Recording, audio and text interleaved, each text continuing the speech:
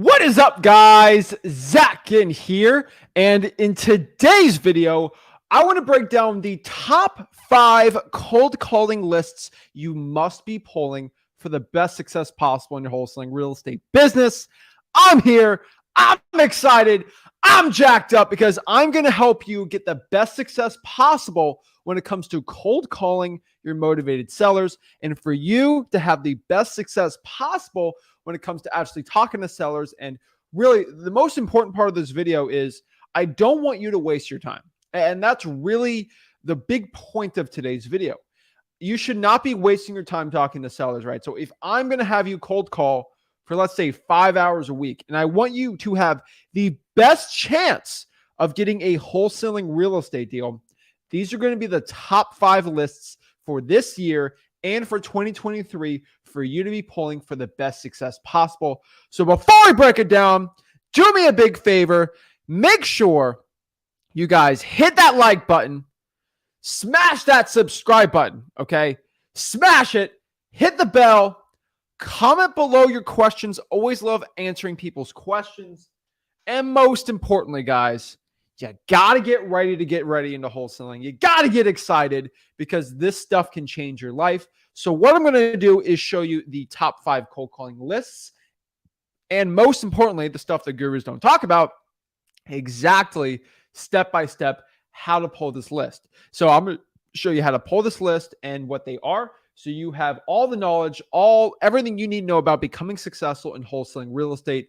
So I'm ready to go. I'm excited. So hit that like button, guys, subscribe, and get your stinking butt out of bed. Let's go. And since we're at 1 o'clock right now, y'all know so many people on the West Coast are in bed. So get out of bed. Let's go. Woo!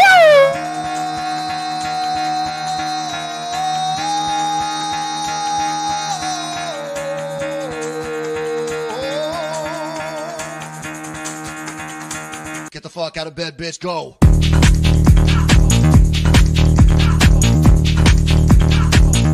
Get up, and they got go on.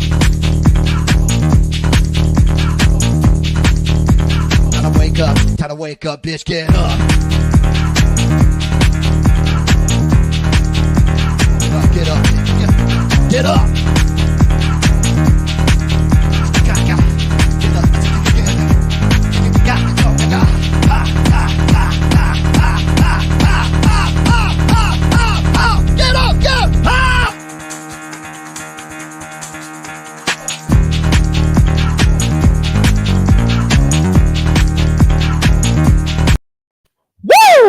Guys, got to get a Ric Flair woo up in here because we're excited.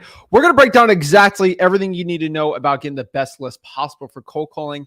Guys, the biggest issue I see with a lot of cold calling, there's 2 main issues right now. There's 2 massive issues I see in cold calling, especially right now, that so many beginners are having struggles with, and some advanced wholesalers are having.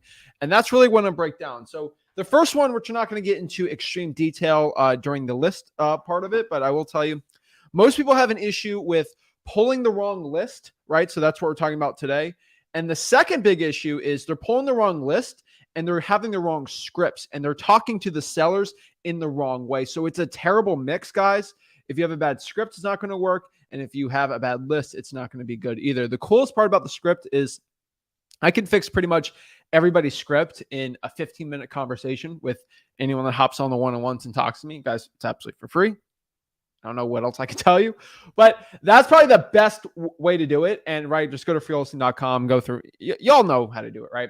But the harder part, which we're talking about today, which you might need a full 30, 40 minutes, an hour for me to break down, which I am going to do today because this is so needed in the wholesaling real estate community. I wish when I started cold calling, somebody made a video like this, but no guru is willing to do it because it's all behind a paid mastermind. And what I'm going to do is really give you $5,000 worth of game right now, absolutely for free, because I am not a guru and I am sick of them. And I am sick of you guys not getting the best information. So without further ado, let's kind of break this down. The top 5 list for cold calling, guys. When I say top 5, don't be upset if I don't mention this random list out here, okay? Because if I can only bring top 5, it's like if somebody says, Zach, what's the top 5 rappers of all time? it's like, dang, I got to bring so many people out of this that deserve to be on there, but you only have 5, right? It's like, that's a tough one, right? So it's like my top 5 rappers, it's like my top 5 cold calling list. Like I have probably hundreds of ones that I love, but like I can only choose 5. And so for the cold calling list, it's like, I was thinking about it, like, top 5, like, well, how am I going to find this? This is a tough one, right? So unfortunately, with a lot of deliberations and a lot of thinking, this is going to be my top 5 cold calling list. Remember, there are so many more. If you go to freewholesaling.com, which is right here, I break down probably, I would take 50 lists for you to pull. There's probably 50 types of lists to pull in cold calling to have success with it, right? And so I want to break down one thing before we get in the list. It's the list you should not be calling, right? So there's only a couple specific lists you shouldn't be calling.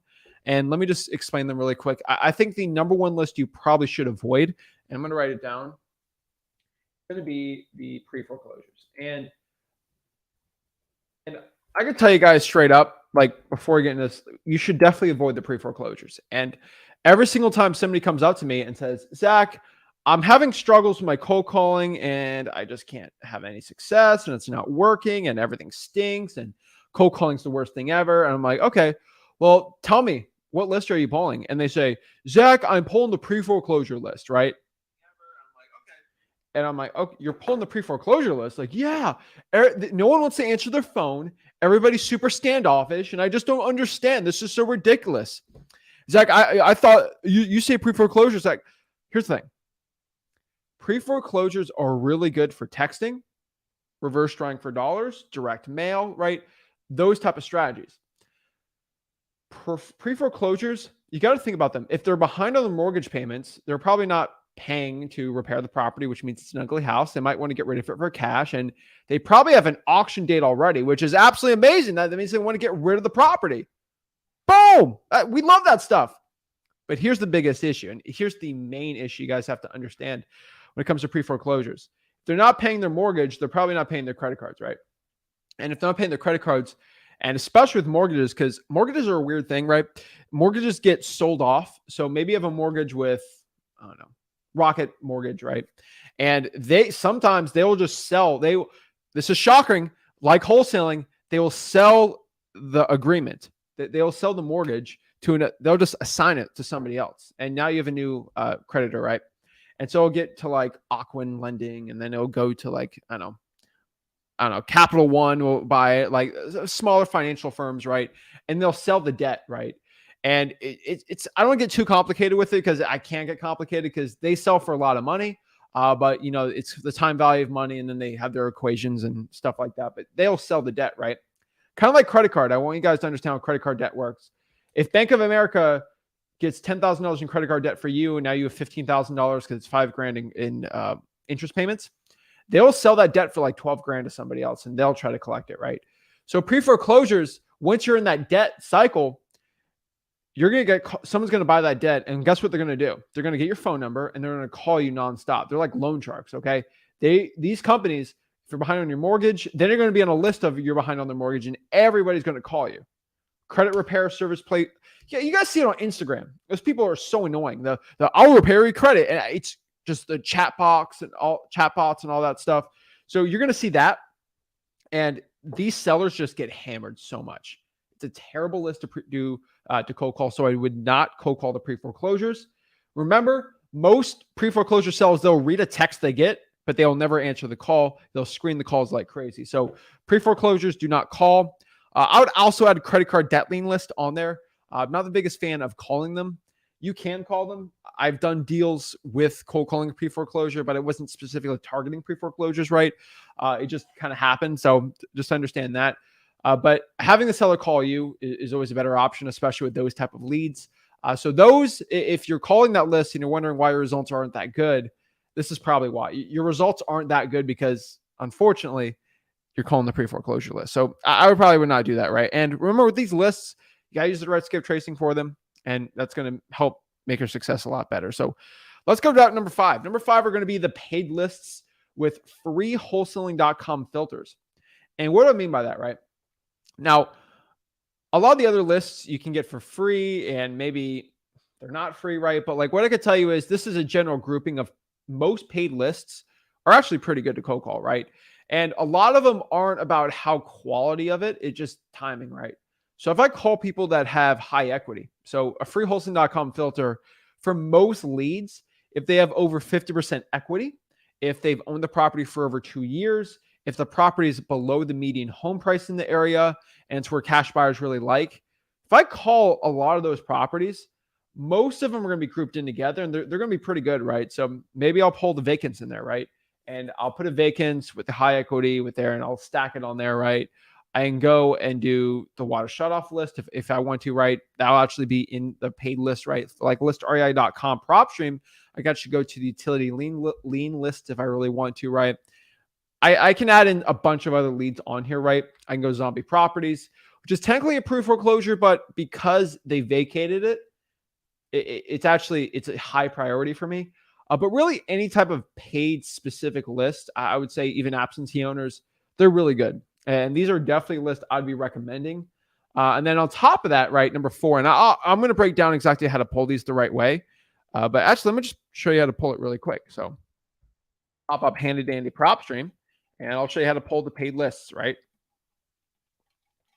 So in PropStream, listrei.com, there's a lot of these type of paid lists out here. And I'll tell you guys, they work, right? You have to actually pull them yourself and put some work into them, but they actually do. So if I go into PropStream here and I want to pull it, right? Got to clear out some mega deals we're doing on PropStream. So I just got to clear out the property history for you guys. So none of y'all try to steal my big deals. I mean, these are like $70,000 deals. I don't want anyone seeing them. Okay, cleared out. I just put Vegas on there, right? So let's use Las Vegas, Nevada, right? So if I'm in Las Vegas, right, and I want to pull some paid lists. All right, so if I'm going to pull some paid lists, right, and if I want to go over here, what I'm going to do is I'm going to go to filter, and all I'm going to go to filter here is quick choice. These on the quick choice are these are just part of the paid list that you can get right there. There's actually a ton of them. So there's vacant properties, which are good, liens. Remember, we're not going to cold call the pre-foreclosures, right? There's some high equity I like, bankruptcy, divorce. So bankruptcy, I'd probably avoid. I'll tell you, divorce is actually a decent list you can add on there, right? Tax delinquencies is a huge one, guys. These are people. So let's just click tax delinquencies. I want people, like when I say paid lists, right? I talk about my favorite rappers. I can't bunch them all in, okay? So I just want everybody to understand that. So Natalie says this, what about tax liens, right? And so one thing I want everyone to understand about here when it comes to the difference between tax liens and tax delinquencies. So tax delinquencies is a way better list than the tax lien. So a tax lien, so just look how taxes work. So if I am a regular homeowner, right, and I live in a house and I pay taxes every November, right? I'll just kind of use my local market as an example, right? If I don't pay my taxes for the year, let's say it's $2,000, not the big deal. I'm not going to get foreclosed on, right? There's going to be an auction, but after year 2, I might put a lien on the property. So if I don't pay for a year and for a full year, I don't pay anything, I actually might get the axe. Like they might be like, hey, if you don't pay next year, it's over, right?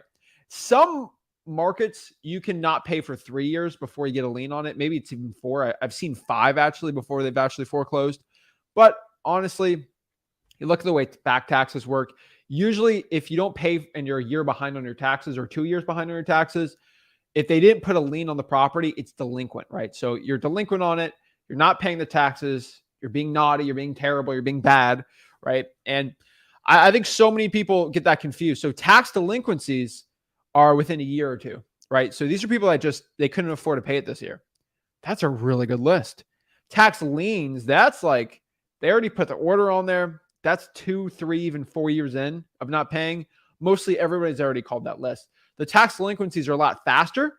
And because we're in November right now, so especially in Florida, a lot of property taxes are due in November.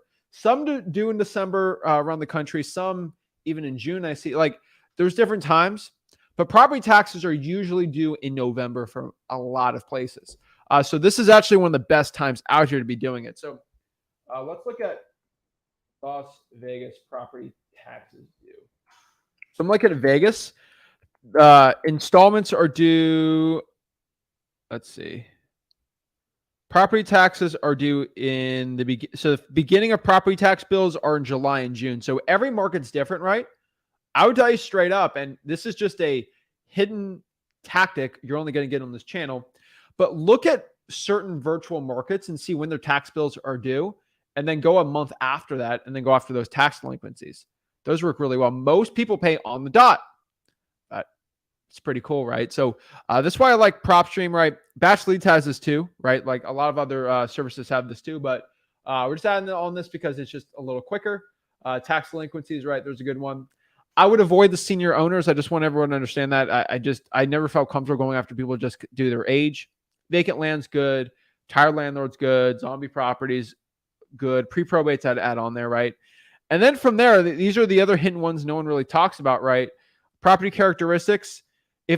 When I have a paid list, especially when I'm using the free wholesaling.com filters on top of these things, you should understand that there are little intricacies when it comes to getting the right list. So let me explain this. So if I want to get a good cold calling list, I'm just going to go here. I'm going to keep it to single family. I might add some multifamily, maybe condos or townhouses. If I'm in Vegas, probably going to avoid that, right? MLS status, I want to make sure I can even exclude HOAs. And I'm in Florida, so I love HOAs actually. So we're going to keep there. I want to make sure the property is not on the MLS. So this is just general what the free, like you should go to freewholesaling.com and really get the full filters on there. But really, it's not going to like change everything for you by learning in this video versus just going to freewholesaling.com. So you go in days on market, see not on market, so we don't care. Now, pre-foreclosure, I don't want the pre-foreclosure, so I can even exclude them to a point, but I'm not going to add them on. Years of ownership, I want them to at least own it for 2 years. The reasoning behind that is most people that own it for under a year, they're a lot more difficult to get a wholesaling deal from. And remember, we're trying to buy it quick for cash. It's just statistically, you're going to probably waste more of your time and you're less likely to get a deal if I have a list and I can only afford a certain amount, right? So just understand that too. And now look at properties owned. This is something that I really like about listria.com, other services too. But I look at properties owned. I don't want you to own more than 5 properties. If you own more than 5 properties, you're probably going to be a pain in my behind. Okay. Most likely not going to call you and get a deal. Okay. Now, there's some bigger deals out there and there's some bigger type of sellers that you can cold call. But honestly, if we're trying to get $20,000, $30,000, $40,000, $50,000 wholesaling deal, I'm probably going to avoid that, right? That's probably not going to be the best one. Now, this is another cool part, the tax exempt status. You can really go through all of them. I don't really care too much about this. So I just avoid it. Like I have veterans that I do deals with and I have veterans that don't, right? So any I leave there, absentee owner location. So I can find people that actually live out of state or out of county. That's actually pretty cool, or local. I just put all on there, right? Intra-family transfer, keep that there. I don't include the unknown sales date. That used to be a big thing. Don't think it's that cool. Now, this is where we get cool. So we can add lien. So has an active lien. I can put that on there, right? I like liens. They're not bad, right? Divorce, all this stuff. So this is where the quick list can go in there. I can go specific liens. So people that are behind on their taxes. So if I want to go after tax delinquencies, I'm going to add that too. And that's 5,000 people behind their taxes, right? Now I can get people that are also behind on their HOA. So mechanics liens is usually when someone does work on a property and they don't kind of work on it, right? It's kind of funny. I've been through some crazy drama with that because I don't even get into it right now, but I've had people try to get me a signed contract to do work and then they decide not to do the work and they try to put a lien on it and then I have to fight them. But mechanics liens, I just avoid them. They're not that crazy good. So utility lien, they're usually not paying their utility bill. So water or electricity. Love that. That's a great one. I would include those too, but I put all liens on there. So really, if they're behind their taxes, right? And then I don't want to add too much on there, right? Solar lien, I don't care about. Child support, I don't care about. The other lien section right here, I want everyone to understand that. The other lien sections where most credit card debt lien lists are going to be. So what I want to do is just go to other, and I might want to get rid of tax delinquencies, but I can add them on. So let's go to tax delinquencies. And then boom, I got 1,000 here, right? So if I like go up to this property in general, right? actually a nice looking house here. See what type of lien we got on here. This is an abstract of judgment from Pat Node and Felix. This looks like a law firm. So this is a law firm. Who does Patno? So Patno and Felix. So this is me trying to understand what type of lead this potentially could be. So I'm going on here and I look at Patno and Felix. Patno and Felix is a law firm that represents purchasers and creditors. So they're basically debt collector attorneys. So these are people behind on just general debts. And this is lien. Like, guys, these are type of lists that no guru ever talks about in wholesaling, right? And this is where you get a lot of good ones. So like, this is what I'm generally saying, right? I don't want to get into a full video on this, but like, then if I really want to make this even crazier, right? I don't want the property to be worth more than $300,000. And I want them to have at minimum 50% equity, right? And there's not that too many properties in Vegas like that. So maybe add 400 on there, make it a little bigger. Not too crazy, but not too bad, right? So I kind of mixed that down by over a fourth, right? And that worked out there. Mortgage information. If I'm not doing any creative finance, I don't really care about that too much. So that's really how you do the paid type lists. Just go to listeria.com. It's all in there. And then at freewholesaling.com, I sort of teach how to do that. But those are the paid lists with freewholesaling.com filters. I want everyone to understand how to pull that the right way. So that's why I'm making this video today for you guys. So you guys know. Number 4 here. This is technically a paid list, but I think it needs its own separate one. And this is the tired landlord list, guys. Tired landlords are amazing. I got to tell you straight up, a lot of amazing deals I have are from people that just want to get rid of the deal. Like, they are sick of being a landlord. They're sick of this. They've owned it for 3 or 4 years. I just want to get rid of this property. These are some of the best deals possible in wholesaling real estate because this is why I love tired landlords. Again, at freewholesaling.com, we break down the filters a little more. But what I found, especially when, I don't know how to say this, I can't say with the keywords too well here, but during the panoramic that happened with, the sickness, that's all I could say. The year after 2019, a lot of landlords were sick of these moratoriums where the tenants just refused to pay. And I bought a lot of deals from these people. And what I did from there was I just bought them. And then I was in Florida, which I love Florida. I could basically evict anybody at any notice, even during the year after 2019. Pretty much after a month or two, I was able to just evict anybody I wanted to. So I'd buy these properties, evict them, and make like $50,000, $60,000, $70,000 on these deals. And this is really when I started my YouTube channel. I had my phone. I was just recording this, and it was a really fun journey. Those views, that has like 150 views. Those type of videos. Those are really old, but what I can tell you is that still reigns true today. And even it wasn't as heightened as it was back then, the year before 2021. There are so many people right now that have just owned these rental properties, and they're just sick of it. Like, I'm sick of being a landlord. Guys, the tired landlord list, I pull it every single stinking month. You know why? Because every single month, somebody decides they don't want to pay. They decide to trash the property, and they're just sick of this. And this makes me a ton of money in wholesaling real estate. And I want you guys to understand that every single time there's distress, an ugly house, a bad situation, we make money in wholesaling, right? And the thing is, it's just human nature. And so, guys, I buy deals all the time. So I remember I did one video where I wholesaled a house from a tired landlord. I made, I think, $40,000 in the assignment deal. It was a boyfriend, girlfriend. Boyfriend decides to cheat on the girlfriend. Terrible, right? And so the girlfriend finds out, and what would a rational person do when they find out, right? Maybe scream, shout, key the car, they hear some Kelly, they hear some music, right? No, she decides she's in a rental property to get back at him. She put 100 holes in the wall. She took a hammer, smashed 100 holes on the rental property. It was a rental property. She caused, I think, $5,000 worth of damage to show the boyfriend up. And I was like, how does this punish the boyfriend? This punishes the landlord. And guys, I'm in Florida, so we're Florida people. What are you going to do, right? But I was like, what? And so the guy was so sick of it. He's like, I'm so done. So it was a vacant house and we bought it. I just literally have a handyman re-drywall the entire house basically. And it was expensive, but still made 40 grand on it. It was a great deal. And I can tell you is these things happen. In Florida, it happens more than probably often more than people, but this crazy, we're in the United States. There's crazy people everywhere.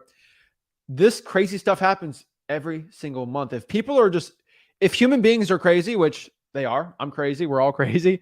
There's going to be situations where there's going to be tired landlords, and you just got to find these type of lists. And this is why you can use a paid service, right? You can just do regular cold calling, right? These type of leads happen all the stinking time. And that's why I like the tired landlord list, because guys, these situations happen all the stinking time. And they're not criminal or anything. So like you can't find them on the news. They're just sitting there, right?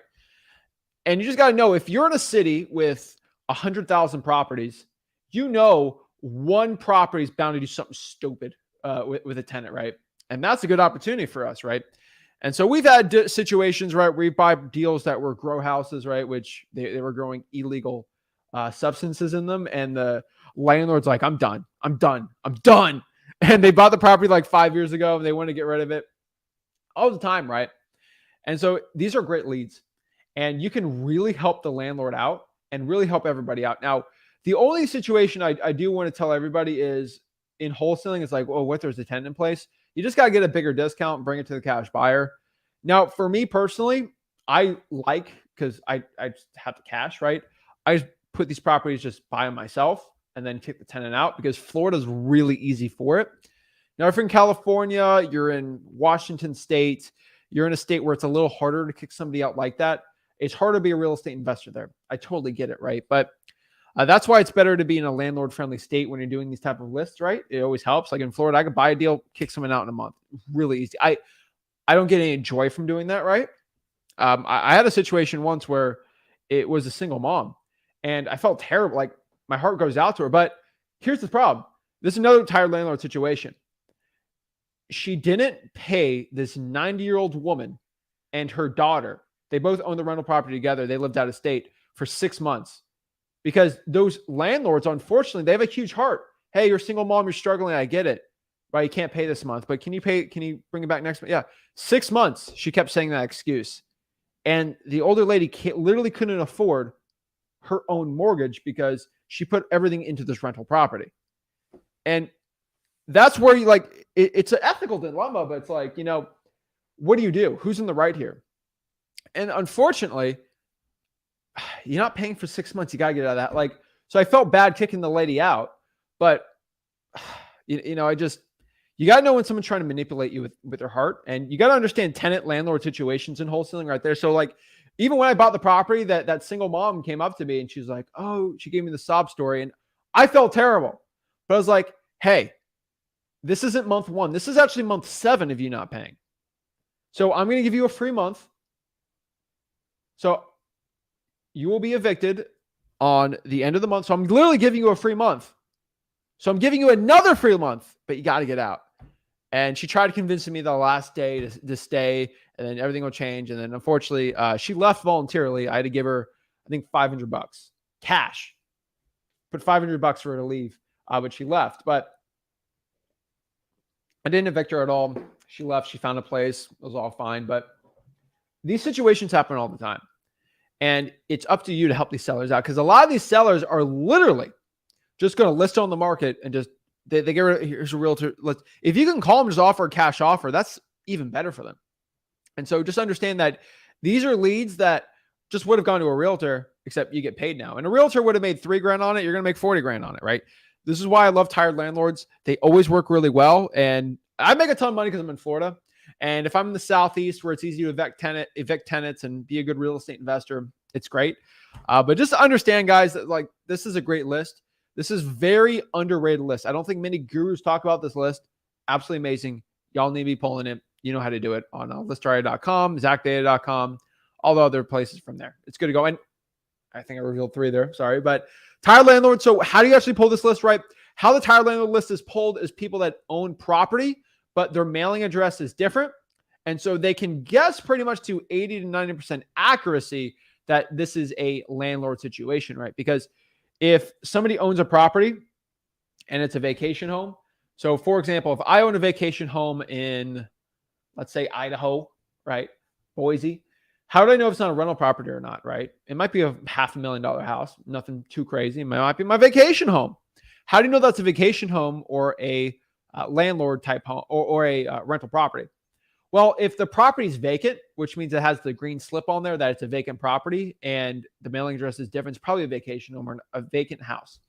But if it's a landlord, the cool part about that is there's going to be somebody living in the house and the person who owns it doesn't live there. 89% of the time it's a landlord.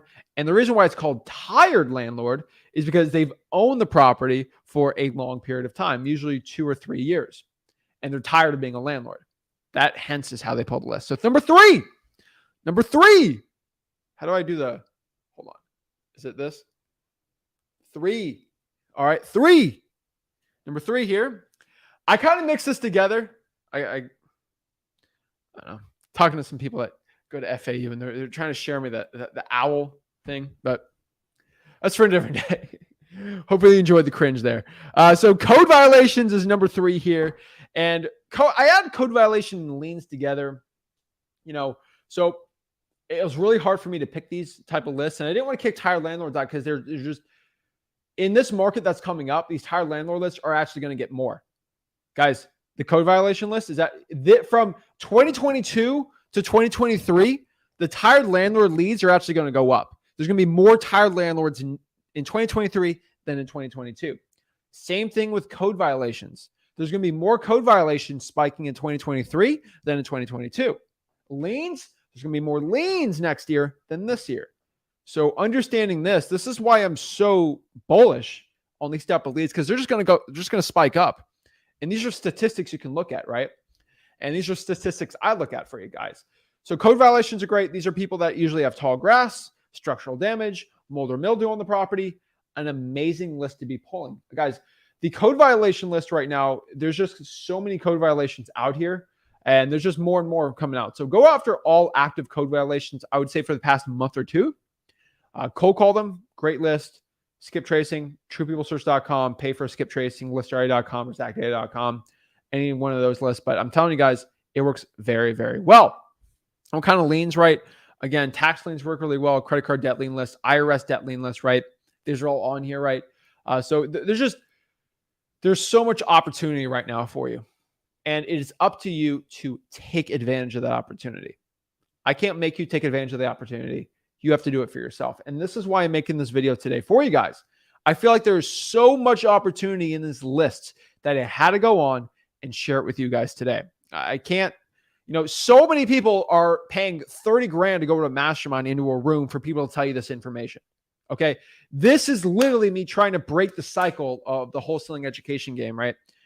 Most people have to pay 30 grand to get this information I'm talking about right now, but I'm giving it to you absolutely for free right now. So what does that mean?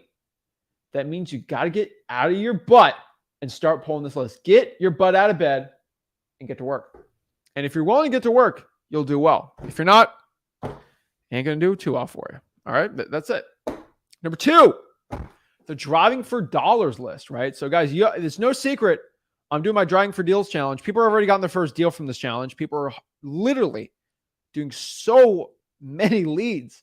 And they're finding so many ugly houses, and they're doing so sneaking well because of this challenge. And the reason why I made this challenge is most of you guys out here are just overcomplicating your cold calling, overcomplicating your list pulling, overcomplicating every single aspect of wholesaling. I am so sick of the overthinking, guys. I have a saying I've been saying lately, and I've been saying it probably for the past 4 months now, but stop overthinking and start lowballing. So how do I get you guys to stop overthinking, and how do I get you guys to start lowballing more? Driving for dollars. That's why I made the challenge. That's why it is absolutely destroying it for everybody. That's why people are getting really good results from the challenge. When I did my 30-day wholesaling challenge, a lot of people's lives changed. And with this challenge, a lot of more lives are being changed, right? So driving for dollars, guys, getting in a car and looking for ugly houses. The formula to success in wholesaling real estate is if you can find somebody that has an ugly house, and if you give an offer to them, get it accepted, sell the contract, you're going to do very well. That is the point, guys and gals watching this video. If you drive for dollars, you'll become successful. I'm telling you, the first person watching this video get to 1,000 driving for dollars leads and effectively cold call them with decent enough skip tracing, they'll become successful. They'll make a ton of money in wholesaling. But the question is, who's willing to pull 1,000 driving for dollars leads, and who's willing to actually go out here and do the work? There's no secret. You can make a ton of money doing the work. And yes, there's some luck involved, right? Finding the right deal, cold calling the right deal, but it's ultimately up to you if you're going to do it or not, right? And that's why I recommend everybody just go to the Driving for Deals Challenge. Week 1 was on the Flip With Our YouTube channel. Week 2 is on the Zach Ginn channel. And then we're going to post the replays on the freewholesaling.com course when the challenge is over. But absolutely amazing, guys. Highly recommend you guys check it out. Guys, it's free. And the reason for the challenge is we're just pushing people past their limits for driving for dollars and everybody watching this, right? So if you're not part of the challenge, you're watching this in the future, I could tell you, if you can effectively pull 100 driving for dollars leads and just do some reverse driving for dollars on it, you'll become successful. So what's reverse driving for dollars? You're getting a sticky note.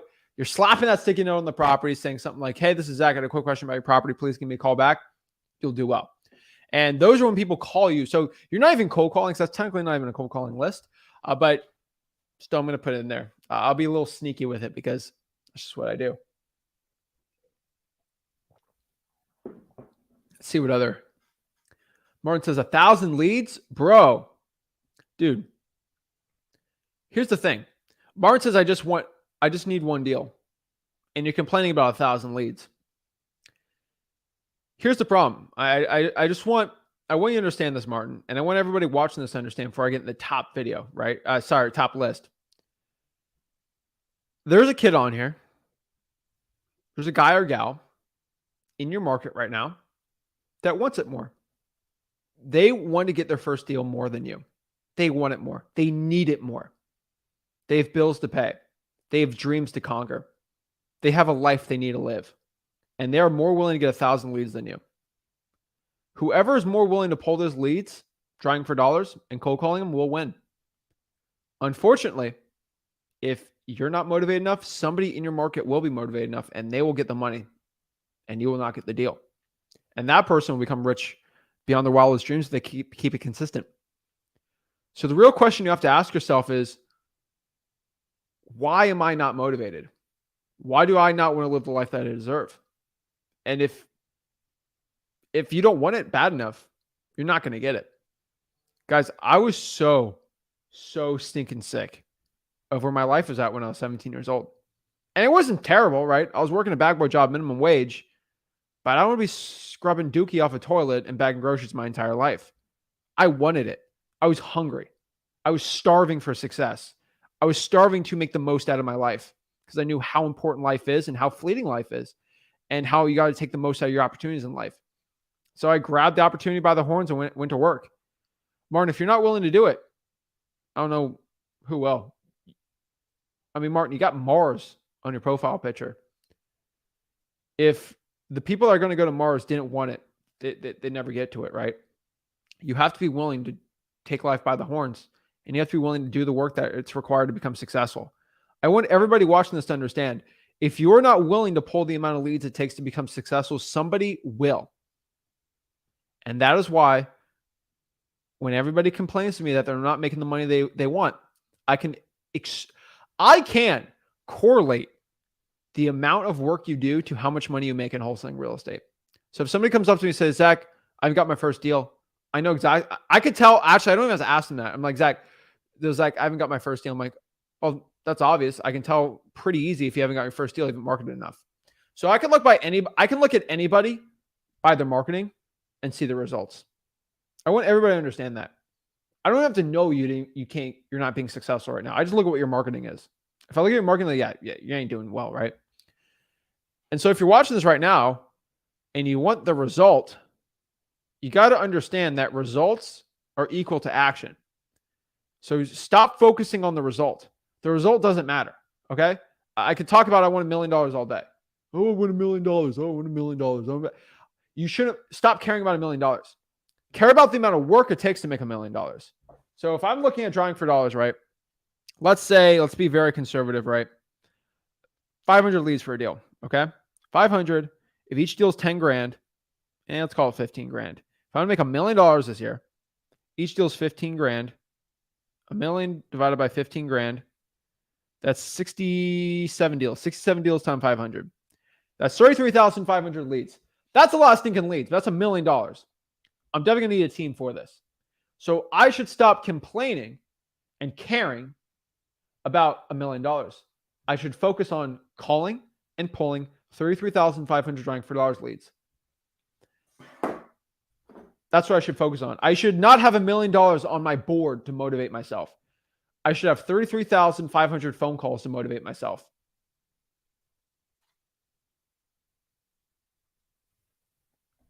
That's 91.7, right? Hold up. 33,500 divided by 365. That is 92 calls a day. 92. I should have that on my board. 92 a day. If I want to make $1 million in cold calling for drawing for dollars, 92 a day. 92 a day. Not a million. 92 a day. 92 a day. 92 a day. That is what I will focus my mind on. Guys, you are what you think. You are what you think about yourself. You are what you want to do. And guys, this is the honest truth. If you're not willing to take the results it takes to become successful, you will not become successful. And if you want to think of somebody that is successful, those people don't make excuses. So yeah, if you're complaining about $1,000, somebody else is saying, Roger that, 1,000, let's get to work. And they'll become successful and you won't. Guys, it's true, but you know, a lot of motivational speakers say this, and it is cliche, but you don't get what you want, you get what you deserve. And I can tell by anybody in their wholesaling results that, like, if you're not where you're at right now, it's how you think, right? It's how you do. And if you're saying, "Oh, Zach, I can't get another deal, or I can't stay consistent," you deserve not to get a deal. Okay. I want everybody knowing that you do not deserve to get a deal. Sorry, you don't deserve to get a deal if you haven't done the work. You have to earn it. So in life, you don't get what you want, you get what you deserve. I think Rolling Stone said that too, but just understand that, guys. I don't want to get too motivational for y'all out here, but that's the truth. So, guys, if there's one pet peeve I have in life, is the excuses, the complaining. This is what plagues wholesaling real estate. This is where gurus eat after people. Excuses and complaining. This is why they sell courses, to make it easier. So the excuses are answered by buying something, right? And that's never the case. Okay. It's like, oh, buy my program to lose weight, or buy my special belly band to get a six pack. You can buy whatever. You ain't going to get it. Guys, the hard work is always there. There's no shortcut to hard work. I can make it as good as possible to get the hard work, but it's all about the hard work. So let's talk about my top cold calling list. You already know what it is. It's probates. Everybody knows the probates are the best cold calling list, guys. It's not even a question, because it's going after lists that people must sell. Not, hey, be nice to sell. I like going after a list where, hey, I have to sell this property. This is when things change, because yeah, you can get inherited a probate and rent the property out. It's not bad, but most people don't want to do that. And most people just have a vacant property just sitting there. Just sitting. Not good. No bueno, right? And so this is why the probates are good. This happened basically. Probate is the court process when somebody passes away, pretty much. And no, I'm not saying that in the most legally scholar way. And I know that. But really, that is what probates are to a point. If somebody passes away, we're talking to heirs and we're trying to buy the property and try to wholesale it, right? That's what the list is. It's a pain in the butt, okay? I'll tell everybody watching this. It is a pain in the butt to go out here and pull the probates. It is a pain in my behind to go pull this list. That's why I have a lot of VAs do it. And it's a pain in the butt for them too. That's why they get paid, right?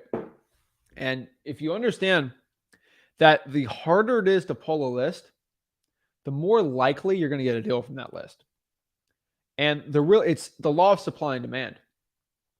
So I can just share you right now with the law of supply and demand for probates are, and this is why it works really, really well. So let me pop it up really quick.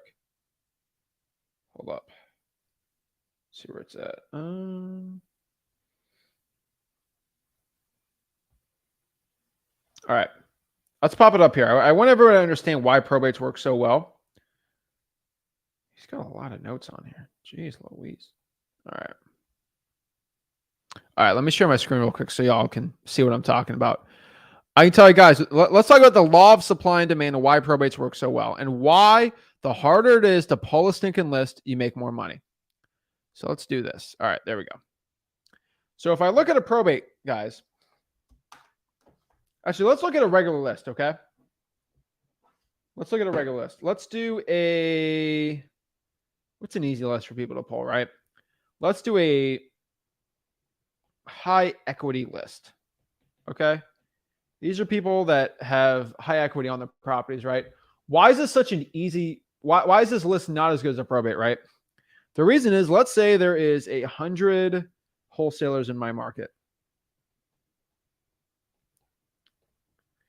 The barrier to entry to get a high equity list is pretty much $99 a month, right? And to get this list, you can use like listrei.com, PropStream, or like ZachData.com, right? Not that hard, right? Like it's not,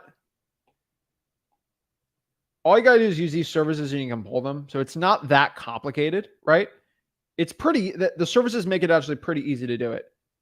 Actually, let's call it a vacant list, right? That's a little better, okay? It's a little better. A vacant list, right?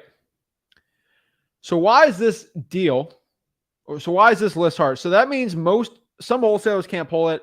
Let's say 70%, 75% can afford it. So that means I have 75 wholesalers that are going after this list because it's pretty easy to pull.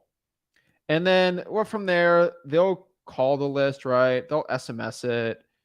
They'll do whatever they want. They can even reverse drive for dollars the list, right?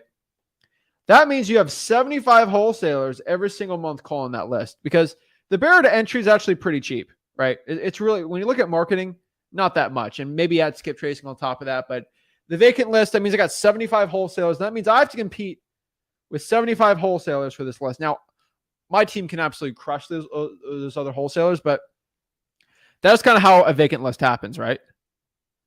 And so now if I look here on, let's call it the probate list.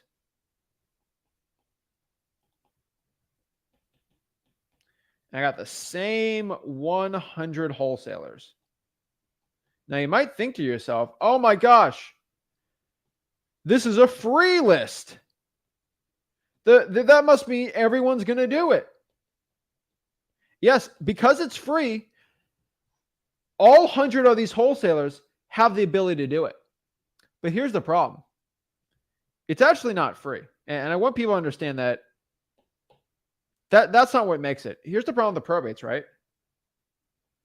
It takes time to pull the list. It takes time. You actually have to learn how to pull. And then you also have to cross-reference data.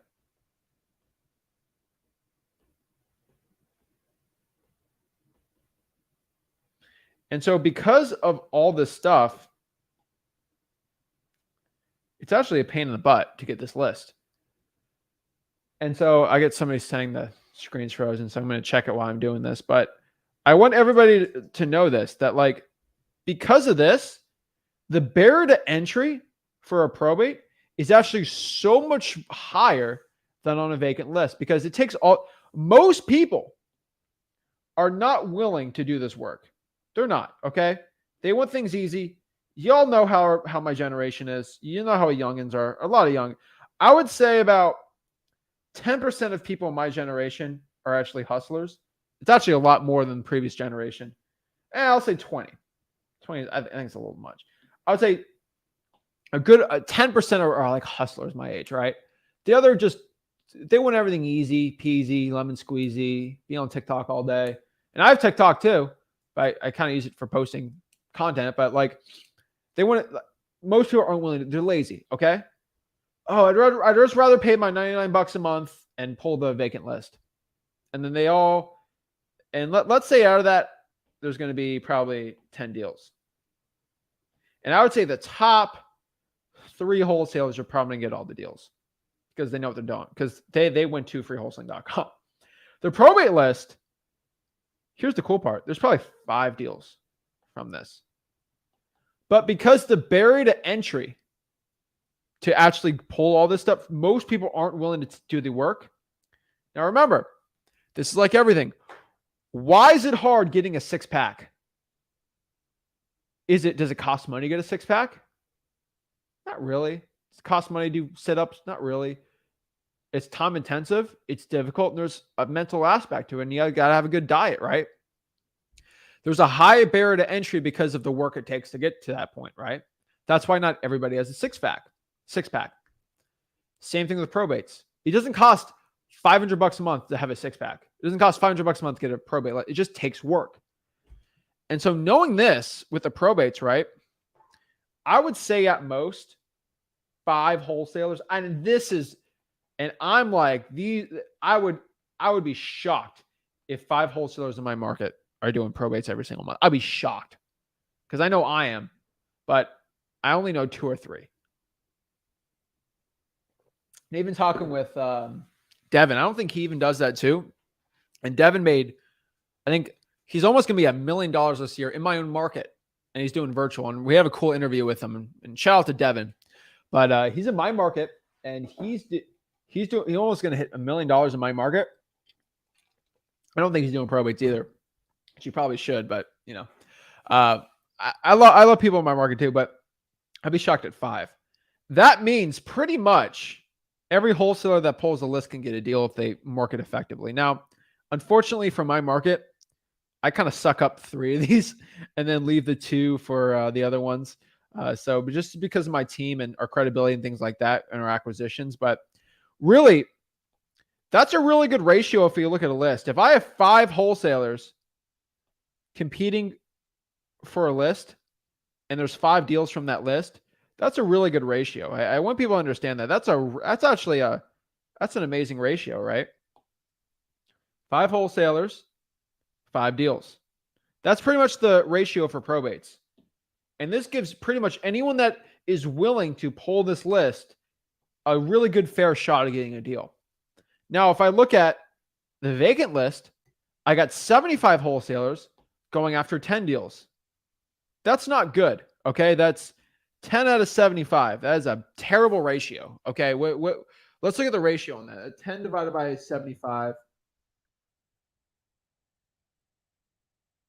13, pretty much 13.3%. I'm going to call it a 13.3 repeating percent ratio, right? That's dookie. Okay. That's poop. That's a poop ratio. That's not good. Okay.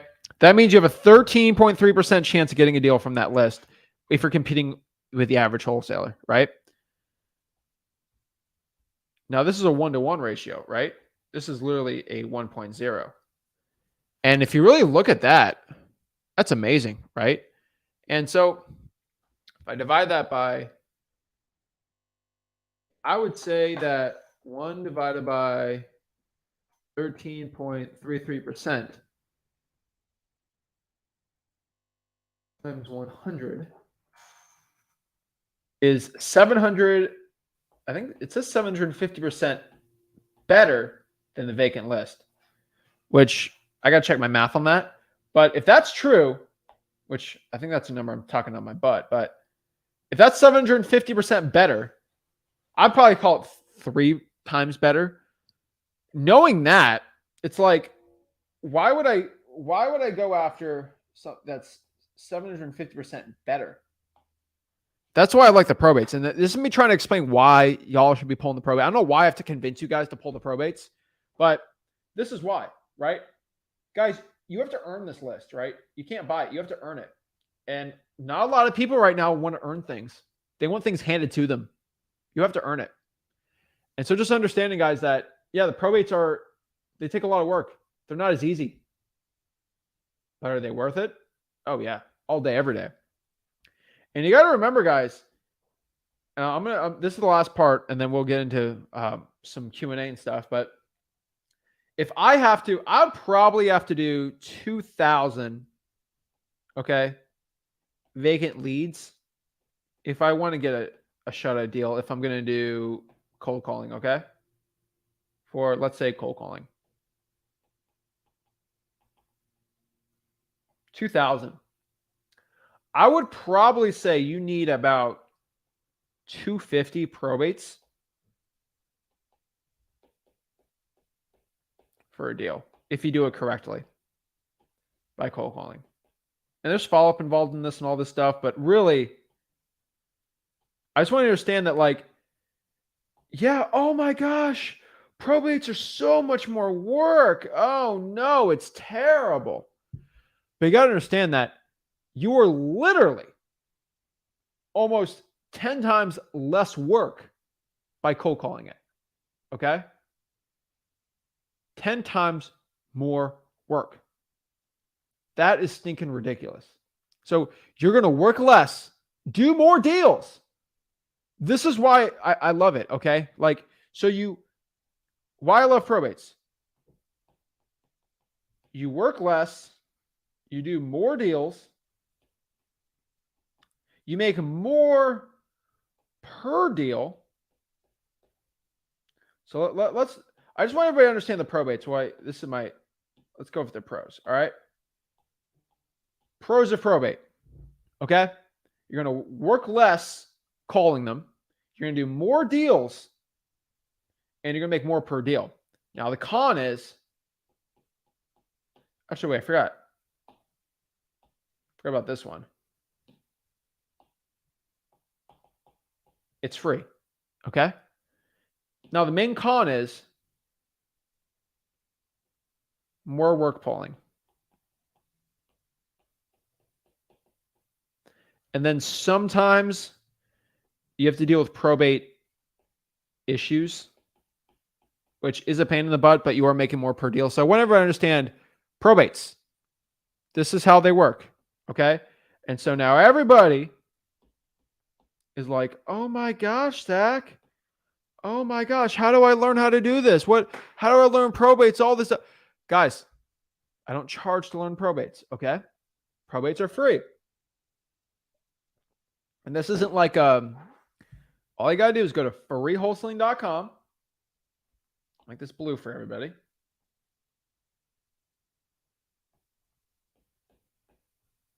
freewholesaling.com.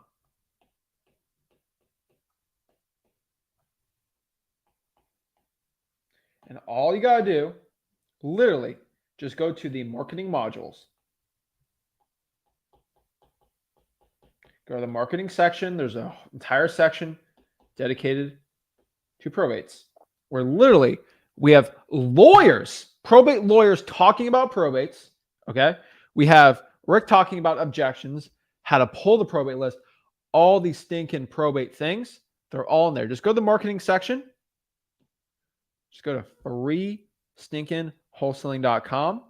So I get everybody excited about probates, and no, I'm not selling you anything. It's absolutely for free. And I want everybody to go to freewholesaling.com to learn the probates, right?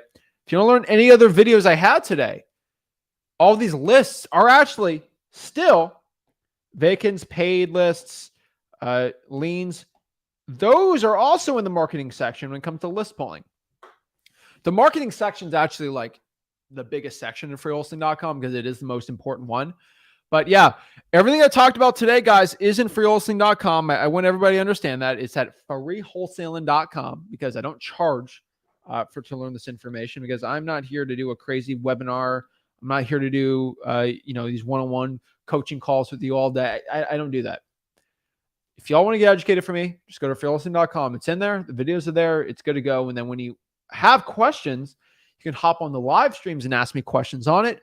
Ask questions in the mastermind I have, which is Wholesaling Houses for Real. It's all part of the mentorship, right? So everybody understands this. So just if any beginners, we get a ton of beginners coming on here. How do you get educated from me? Okay. So I'm going to write this one down, then we're going to get some Q&A. But I want to be very clear for everybody watching this. how to be mentored. Actually, how to learn wholesaling. Okay. If you want to join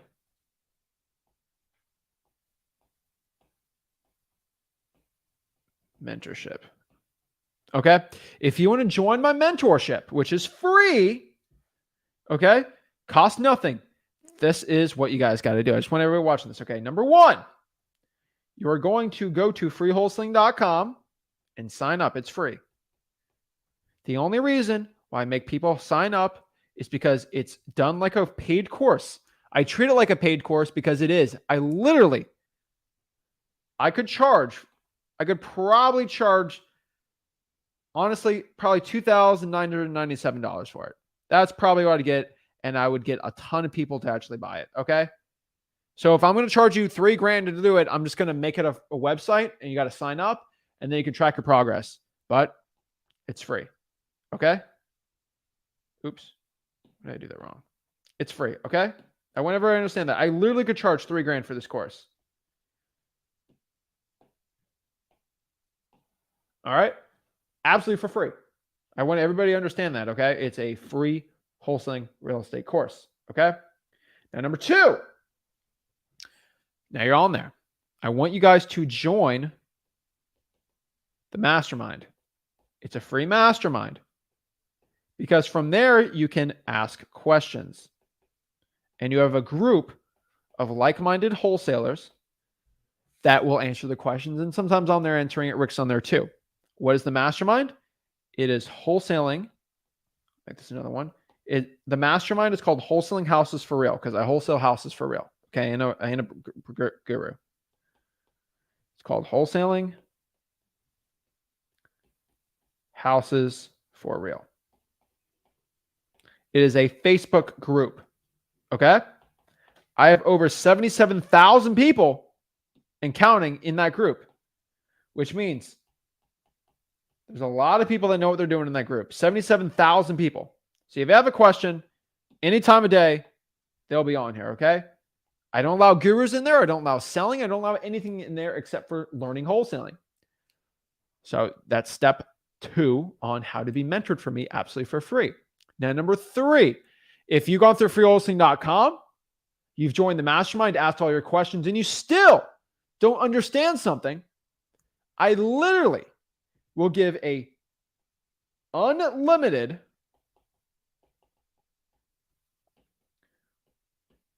one-on-one coaching calls with you.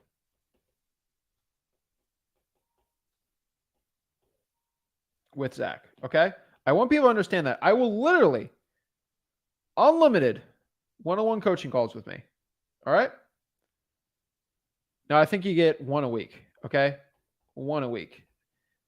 It used to be like completely unlimited, but I have gotten a lot of people actually taking me up on that. So now we're going to allow one a week, one coaching call with me a week, but it's unlimited forever. Okay. So that being said, how do I join that? Right. So this is the biggest question. How do I get on these one-on-one calls? Oops. How do I get on these one-on-one calls? I post them. I post the link every Tuesday, Wednesday, Thursday, Friday, Sunday, and then Monday. So 1, 2, 3, 4, 5, 6, 6 days a week. They're posted. They're posted in the Wholesaling Houses for Real Facebook group. Okay. The post link is in Wholesaling Houses for Real for the free one-on-one mentorship calls. Now, the mentorship calls, I have a couple rules. Okay. These are my rules if you're going to talk to me one-on-one. And I'll allow everybody to do this. You have to do steps 1 through 3. If you have not done steps 1 through 2, my bad, 1 through 2, I'm going to be very short with you on the calls because I'm not a man that wastes my time. So if you have not gone through freewholesaling.com, the entire freewholesaling.com, and you have not joined the mastermind, I will not talk to you. You can't even talk to me without even being in the mastermind. That's how that's how I make sure everyone does it, right? So that being said, anybody can go talk to me. But you have to go through all of freewholesaling 9. Here's the thing, guys. Who do you think made freewholesaling.com? I made it. Me and Rick made it together. And I've seen every single video like 50 times because I edited them myself, okay? So I know by the questions you ask if you went through the course or not. And if you didn't go through the course, I'll tell you, did you go through the course? And I can tell you haven't. Go through the course and then come back to me. So I want everybody to understand that is how you learn wholesaling and become part of my mentorship. It costs $0. It costs your time. I want everybody to understand that. I'll teach everybody who wants to learn wholesaling real estate for free. It will cost you your time. If you're willing to do that, it's good to go. Okay? So I want everybody to understand that.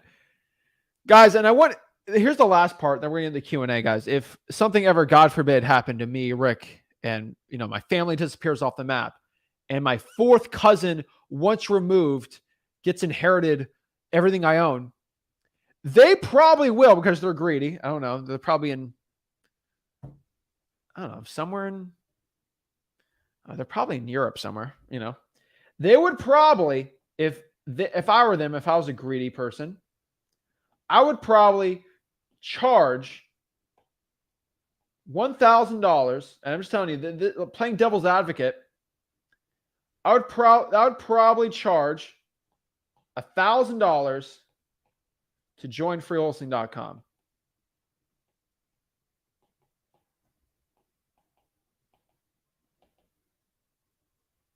Oh my gosh, that's so bad. I would probably charge $1,000 to join freewholesaling.com. All right.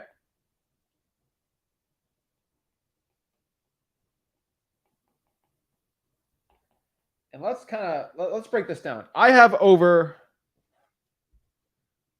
look on average. How many people per month are joining freewholesaling.com? We've peaked at 10. So let's just say it's 8,000 people. All right. Let's say 7,000 people join freewholesaling.com. I would probably say 10% are willing to pay for it. That means he'll get 700 purchases every single month at $1,000 times 1,000. My great-great-great-grand whatever would probably have a cute little business making $700,000 a month selling that, right? Times 12. Probably make $8.4 million every single year. If something ever happens to my family and they inherited everything I have, and they will get that money. I'm telling you right now, I could probably charge. That's how much I stand if somebody inherits all my stuff and they start charging for this stuff. So at any point, if something ever happens to us, which it will not, probably make $8.4 million. And what do you think would happen if somehow if they use AI with myself and turn me into a robot and they do $10,000 coaching programs? It's probably even more than that, okay? Probably double it if they turn me into AI Zach, right? And they can transfer my brain into a computer and I'm a guru, right? They probably stand to make double that. So I want everybody to understand in wholesaling real estate the value that I'm trying to give to you guys for free. So this is why I try to give everything for free. This is why gurus make a ton of money. This is why they all try to sue me. This is why they all try to stop me. I don't let them. That's how much money I leave on the table a lot, but whatever. I make enough money in wholesaling, I don't care. There is a cost to helping the people out. And this is the cost I'm willing to take to help the people out.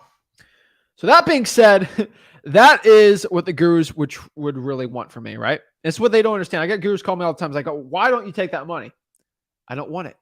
Okay. I want to help the people out. So this is the rules. It's how you learn wholesaling for free. That was it. That is my rant for the day.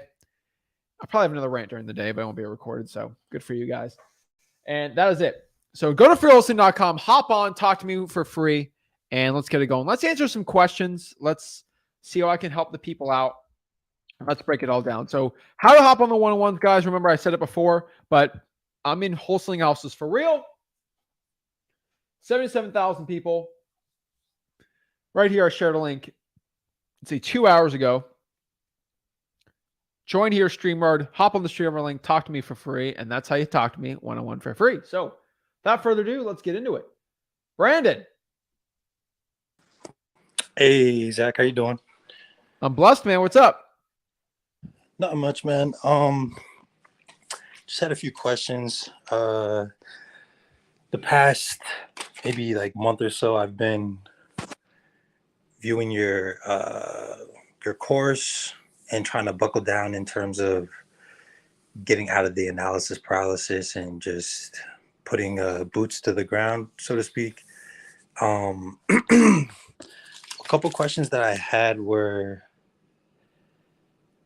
one thing I see you always say is median home price or below. And I'm curious how, if you are willing to explain again, how does that influence things?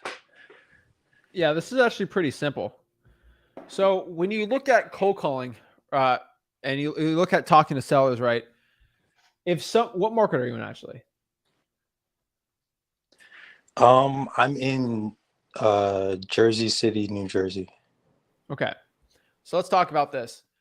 If you owned a $10, let's say it's a $10 handbag, right? Or let's say it's a $10 backpack. That's what it's worth. And you find it on eBay, it sells for $10. And maybe you have like 50 other handbags or whatever. And somebody offers you $7 right now cash for it. You'd probably just take it, right? It's $3. Who cares? I don't want to go to eBay, do all this stuff, right? Right. Now, if it's a $10,000 handbag, you probably would not take $7,000 for it if you know you can get $10,000 for it, right? Right. It's the same discount percentage. So therefore, if the value of something is worth more, they're less likely to take a percentage off the deal. And wholesaling real estate is all about getting a percentage off the deal to make money. And so that's why you're most likely going to be able to get really good deals at a garage sale versus if you go to a luxury item thing, right? And so talking about properties, someone's more willing to take a discount on their $100,000 piece of poop house than their $1 million mansion. And that is why you want to be below. That's why you want to be below the median home price, because people below the median home price are more willing to give a deep discount on the property for you to make a ton of money in wholesaling. Gotcha. All right, I appreciate that. In addition, I haven't gotten this far, and maybe I shouldn't even be worried about this, but how do liens influence like the max allowable offer or like the buying process? Is that something that a wholesaler has to worry about? Well, let me ask you this. Let's talk about that handbag, right? Right. Do you care if I'm buying your handbag and you're selling it, right, for $7 and it's worth 10? Do you care that you wore that you brought that handbag to school every single day for 14 years and this has a lot of sentimental value to you? Do you think I care if I'm buying it from you? Not They really. focus on the sentimental value? No, right? It's a cool handbag. I'm going to Exactly. buy it. I'm not going to pay you more based on how cool the handbag looks. I'm based on your sentimental value. Same thing with a lien or anything like that, right? I don't care how much you own. I care what the property's worth. And I get a lot of people saying, Zach, I need to sell it for this price because I owe this much on it. And I'd like to help you out with it, but if it's not a deal, it's not a good deal, right? Right. And so, yeah, liens do have some factor on it. It's just an equation to a point, but I'm not going to let that factor out of what my max allowable offer is going to be. My max allowable offer has nothing to do with what is owed on the property. Is what I think I can put it under contract for and how much I can sell it for. So if I know I can sell a handbag for $8, the most I'm going to offer is $7 so I can make $1. Gotcha. And when you are shopping that contract around, is that something that you want to disclose to the buyer? Like, how does that influence the buyer You have a lien. upon their purchase? I don't think it's lien's going to affect it. Maybe if it has a code violation, it's a lien on Okay. that. But anything that affects when they buy the property, so there's structural damage, obviously, all that type of stuff. Gotcha. So, okay, I appreciate that. And another question that I had was, when you're doing probates, I have PropStream at the moment, and there's a feature that says pre-probates. But when you're skip tracing, obviously they're going to pull the homeowner's information. I'm curious how you end up finding like the heirs. So I skip trace the heirs and I go after the relatives on pre-probates. You s- You can skip trace the heirs, yes. Not on okay. PropStream, but on other services. All right. And how do you find the heirs' names in order to skip trace them? Yeah, you skip trace the person that died, and then you get the heirs from the skip tracing service. Does that make sense?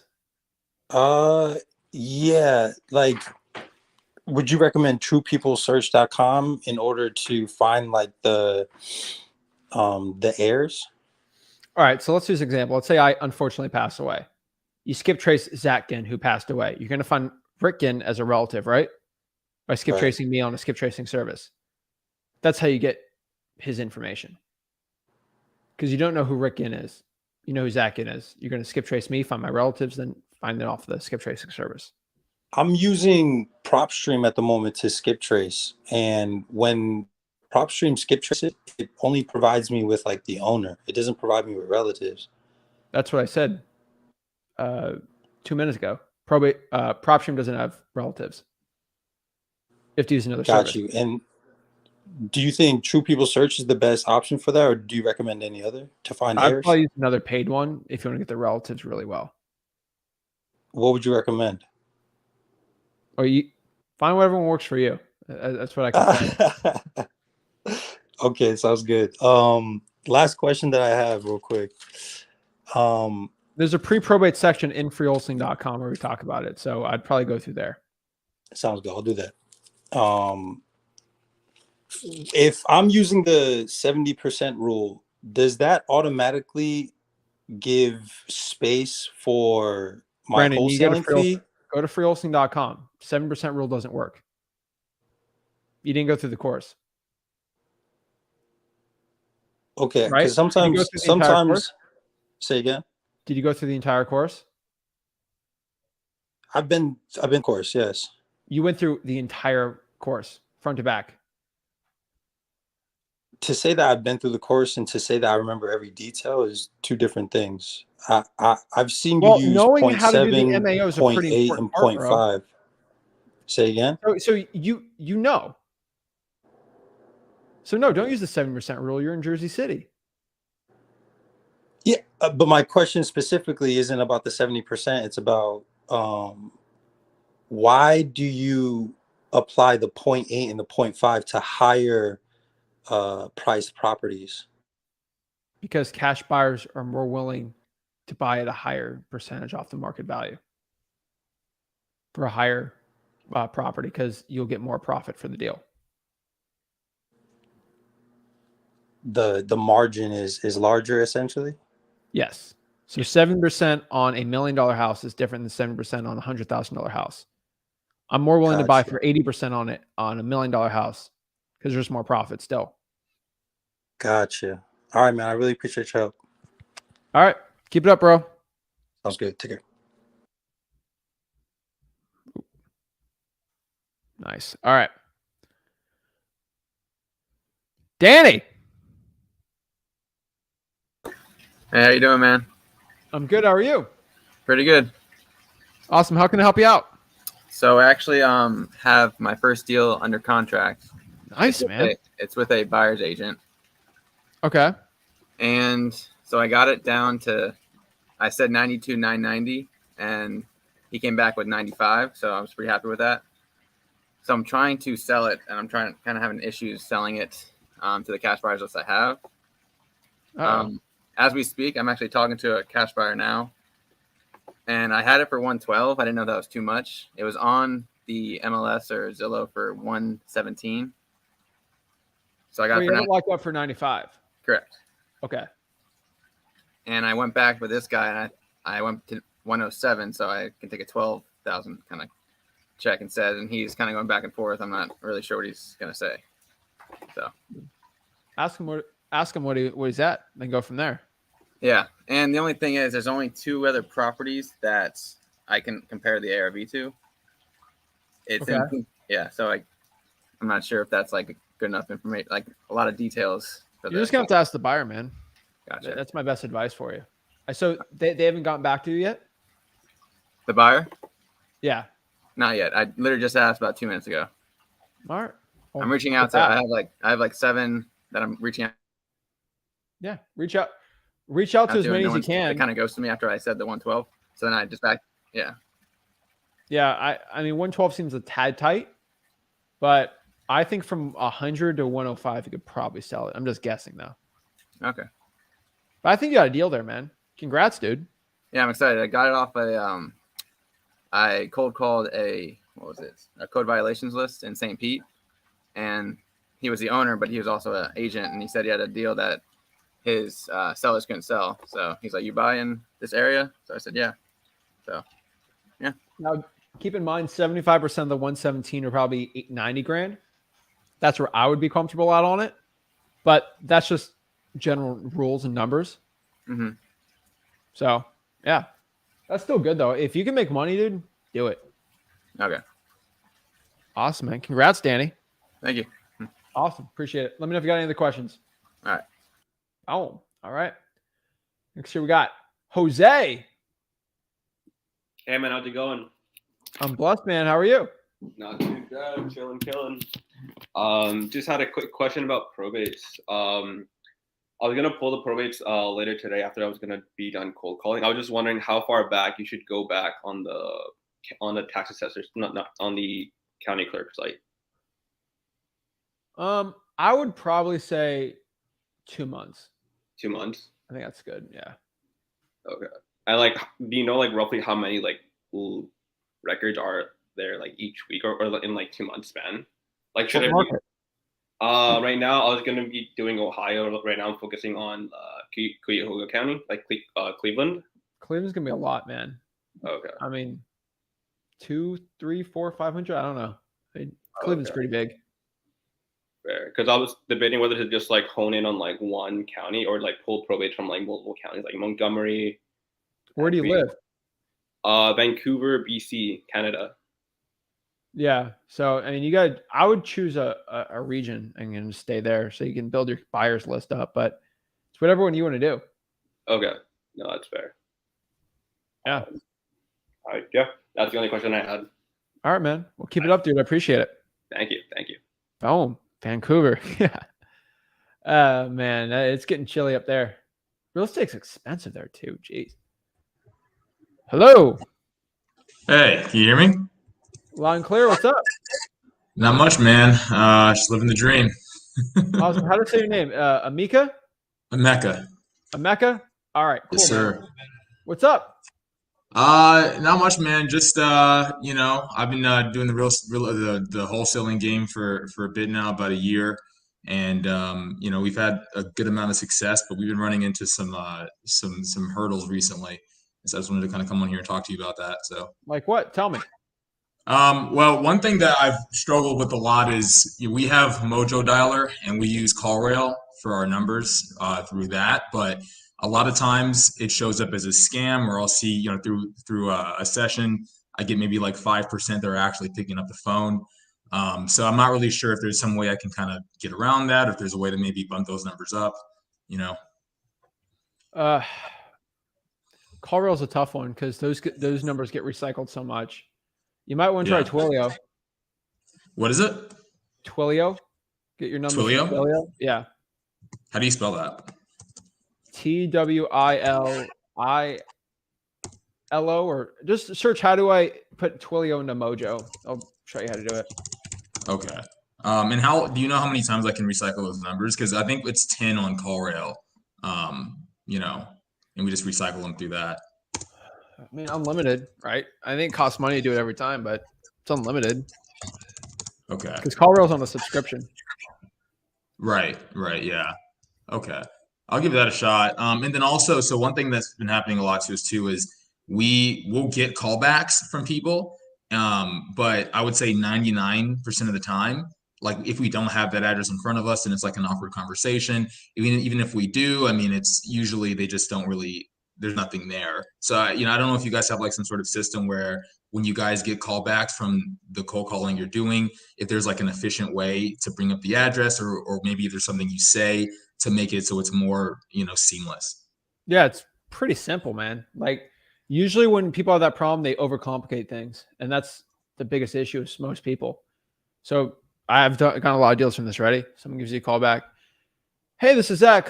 Yeah, who's this? I just got a call from you. Yeah, hey, this is Zach. I'm calling properties in whatever market, and me and my partner, we're looking to buy some more houses in the area. Are you looking to sell your house? It's probably why I was calling you. No, I'm not looking to sell my house. Okay. Right. Well, Yeah. I might be.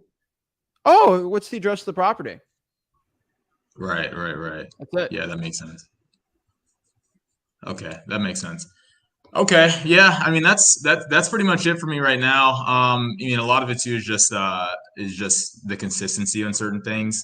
We got very lucky at the beginning last year. We actually had two deals go through for 54K back in September, which was amazing for us. But yeah, we're just trying to kind of hold tight throughout this whole process and trying to get consistent. So I appreciate everything you do, man. I watched all your videos. I really appreciate you guys, and I'll be back on the call soon. So yeah. Awesome, man. You should have hopped on before, man. Nice meeting you, dude. Yeah, you too, man. I'll be here more for sure, man. I kind of just watch behind the scenes, but I'll be here more for sure. So All right, man. Keep yourself accountable. What's your contact rate? on average it's about 8 to 9% on average. It's pretty good. Yeah. And then and what list are you pulling?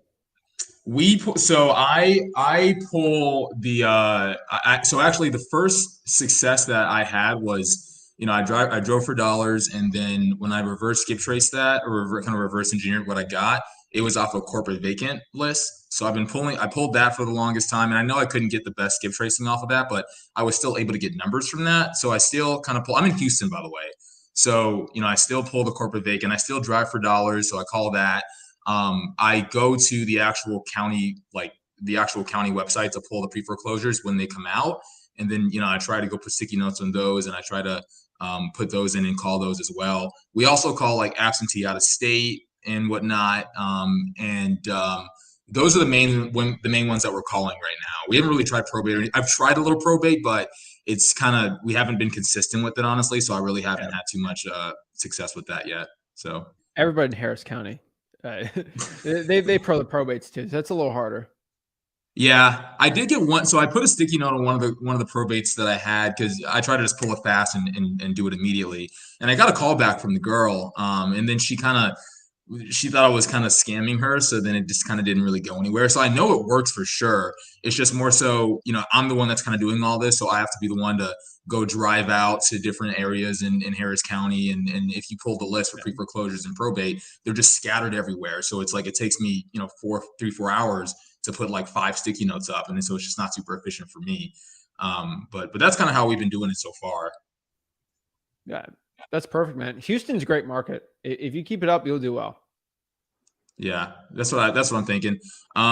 We also have some business out in North Carolina in like the Mecklenburg and Wake County area. We haven't done too much out there, but do you have any opinion on that? I mean, do you think it's worth our time, or what kind of connections do you have there? So I went to college out there. So I have some friends out there and stuff that could help me if I need to find a property. What college? I went to NC State. Okay. NC State's in where? Raleigh. Raleigh? Yeah. I mean, Raleigh's not bad. It's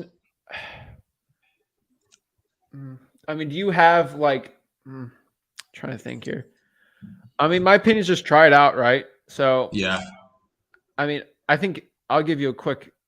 I think like Apex is a really good area. And Cary, Apex? Okay. Apex, Cary, like the suburbs around it, they're a lot Right. better. So I'd Right. Yeah, probably that get away makes from Raleigh, but like Clayton, I know some guys doing really well over there. okay. Okay. I'll So definitely you can try it. You're not going to do as good as the people in person in there, but try it out. okay. Yeah, I'll definitely look into that more. Yeah, man. I mean, this, and honestly, again, a lot of it's just being accountable. I mean, I've watched a lot of your videos for calling the for sale by owners and stuff, and I've done that here and there. But I mean, I know I'm clear. It's just consistency because we've had success. It's not like it's a matter of it doesn't work. It's just like, am I going to get up and am I going to actually sit there and call 3-4 hours a day to get it done every single day? So. But yeah, man, again, like I can't stress enough. I really appreciate everything you guys do. It's so valuable for us, in our business. And, yeah, I mean, you guys are just amazing. And I really, really appreciate it, So, All right. Appreciate it, man. Let me know if you need help with anything else. for sure, brother. Talk to you later. Have a good one. Boom. Awesome. Awesome. Awesome. Next here we got Jay. Yo. Jay. Unmute yourself, Jay. Yo. All right. Nick. Yes. What's up? So I've been working with the PropStream trying to find probates and whatnot. And I'm wondering, is there a specific script on the free wholesaling site that deals with probates? Because the thing of it is like, I mean, I feel a little bit like, so I know they're good deals, but I mean, I feel a little bit like scammy just up and contacting these people. Because in some cases, there's still a spouse living in them. And I mean, I've been doing some just calling different like tax lien ones, vacant ones. I know not to mess with properties that have negative equity, etc. But as far as the probate ones, like, is there a specific script to use with those? Because I find I'm getting nervous and then I'm just like completely messing up. Yeah. So with probates, it's a very delicate situation, right? And if you're struggling with it, it's a pretty easy answer. If you don't want to do it, then somebody else is going to do it and they're going to get the deal, right? And you're helping people with probates out. Like, I think a lot of people think you're trying to scam somebody. You're trying to steal their deal, or they're trying to steal their property. Here's the thing. If somebody wants to sell the property for cash, they can sell it. They know they're selling it for a discount and they're just getting rid of it for cash. What do you think a pawn shop does? A used car dealership, all these things. You're giving people a favor, right? Because that's it, right? So I want you to understand that. Number one, with probates, I want to give people the options. I want people to feel comfortable, right? If they don't want to sell it or they don't want to go with a cash offer, they don't have to, right? I'm very clear on probates. So my script is the same script. I play dumb to a point to give them the opportunity, if they're not comfortable, to get out of the call. So my call, usually my script, like, hey, are you the owner of the property and are you interested in selling it? Now, if I ask if they're the owner and they say they're the owner, I ask if they're interested in selling it and they say no, okay, no big deal. You're not interested in selling the property. That's it. Now, if they are the owner, technically a probate they are and they aren't, and if they want to sell it, we can have a conversation. If they want the most for it, they should go with the realtor. I always tell all my probate sellers that every single time. So if a probate seller says, hey, I don't want to deal with the realtor, I just want to sell this cash, I'll give you a cash offer for it. I always feel good about that. I think everyone should, right? Now, if you're being scammy and you'd be like, you actually make less with a realtor, it's terrible, right? Offer pad or offer home. One of those big iBuyers that just got hit with a $60 million fine for doing that. I always tell everybody that, like, you'll make more with a realtor. And if you do it like that, you do it like a stand-up person, which I know you probably are. Yeah. I got no problem with it. Okay. And then let's see. I had the where on the wholesaling mastery course can a person find the script? Because I've been putting it Cold calling section. Yeah, what section? Marketing. Marketing. And Under the pulling lists. I mean, I'll go in it right now.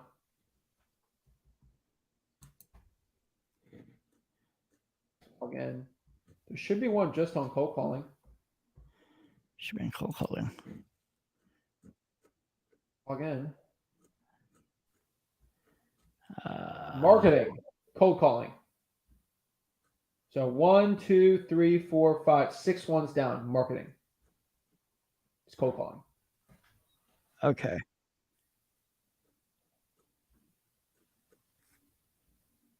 All right. Okay, so I guess I just have to like it's all in those, so I guess I'll just have to type it out. Type what out? I'm not seeing I'm seeing the videos, but I'm not seeing the link to the actual script. I will tell you the script. It's in the video. Are you the owner of the property and are you interested in selling it? Uh-huh. I can write it down for you and email it to you if That's you it? need that. Okay, I didn't I've just been Yeah, that's it. overcomplicating it in that case. You're I tend to overcomplicating overthink it. and overcomplicate, so I need to Yeah. I need to slow down and just keep it simple. That's it. I'll tell you the Okay. full script right now. So this is going to be a recorded video, so you can write it when you're ready. Are you ready? Yeah. Okay. For probates, let's do the probate one. Ready? Actually, let me write it down for you so you can screenshot it. So it's actually easier for you. All right. We'll make this simple for you. See, this is why I hop on the one-on-ones. All right. So you can get this done. All right. What market are you in? I'm in Nebraska. Lincoln? Omaha? Kearney, Grand Island, that little middle area. Okay. I was All right, kind of surprised to see how many cash buyers are in the area. So they I know are. I got some competition. Nebraska's great. All right. So my number one question for you, are you nervous talking to me right now? A little. I'm not really that great with people. Are you more nervous right now than in the beginning of the conversation? A little, because I feel stupid, but that's my issue and You're not not stupid. anybody else's. I'm I need to get stupid. over that. Think about this, Nick. You're talking to me nervous. What's the worst I can say? You're a poopy head. Grr, bad. You're bad. Ooh, bad. Yeah. Uh-huh. Right? Like why ever make somebody feel bad? And dude, you're Exactly. smarter than me when I was starting out, right? So Uh-huh. I was a complete dummy too starting Okay. out. So all right, so let's go to the script real quick. Okay. Are you want to sell the house? Are you interested in selling a house, right? Mm-hmm. Interested in selling? That should be the first thing. Right? Okay. Yep. So are you interested in selling the property? This is what we want to focus on. Okay. This is the question. So tell me this thing. Are you interested in selling the property? Yes. All right. So that's the thing. All right.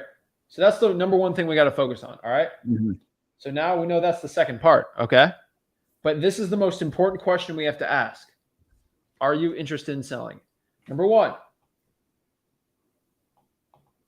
are you the owner Mm-hmm. of 123 Main Street, whatever it is, right?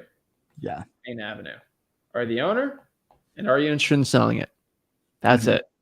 Don't make it complicated. It gives everybody an easy out if they don't want to sell the property. That's it. Okay. Right. And it also conditions people's minds because people are used to sales pitchy scam stuff. Scammers don't ask this stuff. Okay. Yeah. So, Well, and I bought a course a while back, and it had like a freaking 5-page script, and it was just ridiculous. So I'm not a good salesperson, right? I know sales very well and I got very good at it, but like starting out I was not good at sales. So I kept it simple and it works really well. And so number 1 and 2, right? Yeah. And most people don't want to be with a salesperson. They want to talk to somebody that actually like is real. So now from there, if they say yes, they're looking to sell it, we're just going to focus on MCTP, which do you know that? I don't recall what it is. Okay, not a big deal. So if they say they're the owner of the property, yes, I own it. Do you want to sell it? Yes. I'm literally just going to ask them MCTV. That's all I'm going to focus on. Okay. So M is motivation. So why are you looking to sell the property, right? So why are you looking to sell it? Condition. Yeah. You know, bed baths, roof. Pretty simple. You know how to talk about it. You've seen HDTV. You know how that Yep. works. T, time frame. When are you looking to sell the property? Mm-hmm. And then P is just price. Okay. What's ballpark range you're looking to sell it for?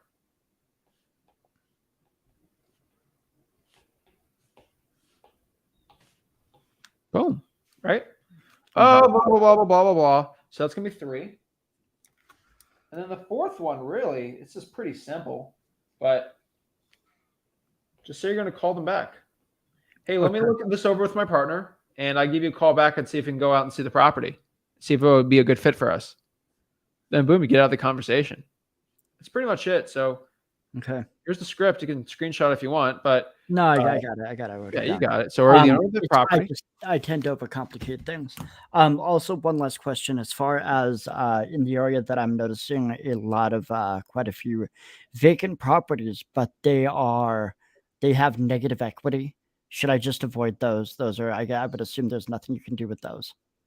There's stuff you can do with them, but not for wholesaling. I mean, you could put it. You can do a subject to all this crazy. Don't complicate it. Okay. Let's get 100K first in wholesaling, and then we get into that stuff. Awesome. There is stuff you can't do, but not worth your time right now. Okay, great. Thanks a lot. That's it, Nick. The more, so I'll tell Nick right now, if you're watching the replay, the more you have conversations with people, the easier wholesaling gets. Hope everyone understands that. A lot of people just get nervous going to the gym. The more times you go to if you go to the gym every single day for a year straight, you're not going to be nervous going to the gym. You're probably going to be like, oh, I have to go. But like, you're not going to be nervous anymore doing it. Same thing, a lot of things. You got a fear of flying. That's something a little difficult for people. But if you're on an airplane every single day for a year, you're going to be less fearful of flying. I mean, some people are kind of different like that though. But that's really how it works. Jay. Oh man, what's up? What's up? There we go. What's up? How are you? I'm doing good, man. Awesome. All right, What's up? man. Okay. So pretty much, I want to say something. I had a deal under contract in Phoenix, Arizona, under a mobile home, and pretty much, I just found out that someone else kind of listed it, so I kind of really didn't go through with that. And then on top of that, the title company that I was about to close it with, they ended up, emailing me back and telling me that they can't proceed with it. So it's kind of a little chaotic with that, and I was kind of confused on which market to kind of attack because I'm from Chicago and we really can't wholesale here, and I'm kind of a little bit lost. I kind of know what to do, but it's just I don't know which market to kind of attack. Yeah, I get it, man. Why couldn't the title company go through with the property? I can't really recall exactly what the entire Gmail said, but I guess they were just saying that they don't close I guess them type of deals with the property. I guess I wasn't really sure, but from what I'm kind of just finding out is that someone else actually had the house on the contract as well. Before you or after? I'm not really sure, but I just found it on Facebook. That's the crazy part about it. Well, did you get out of the deal? No, I actually didn't proceed with the contract anyway. Someone probably put it under contract again. Yeah, that's what I believed. I was kind of getting the urge when I was kind of going through with it. Someone was telling me like, just leave it alone. But I kind of, try to, just keep going to see how it can go. But yeah, it didn't go in my favor. Okay. But was it the price you think was the issue? Is the seller like being a little difficult with the price? I actually talked down the homeowner with the price because actually she is not the homeowner of the land, but she owned the house, pretty much. She owned the house, but not the land. Yeah. I hate those deals, dude. I tell everyone to avoid those deals.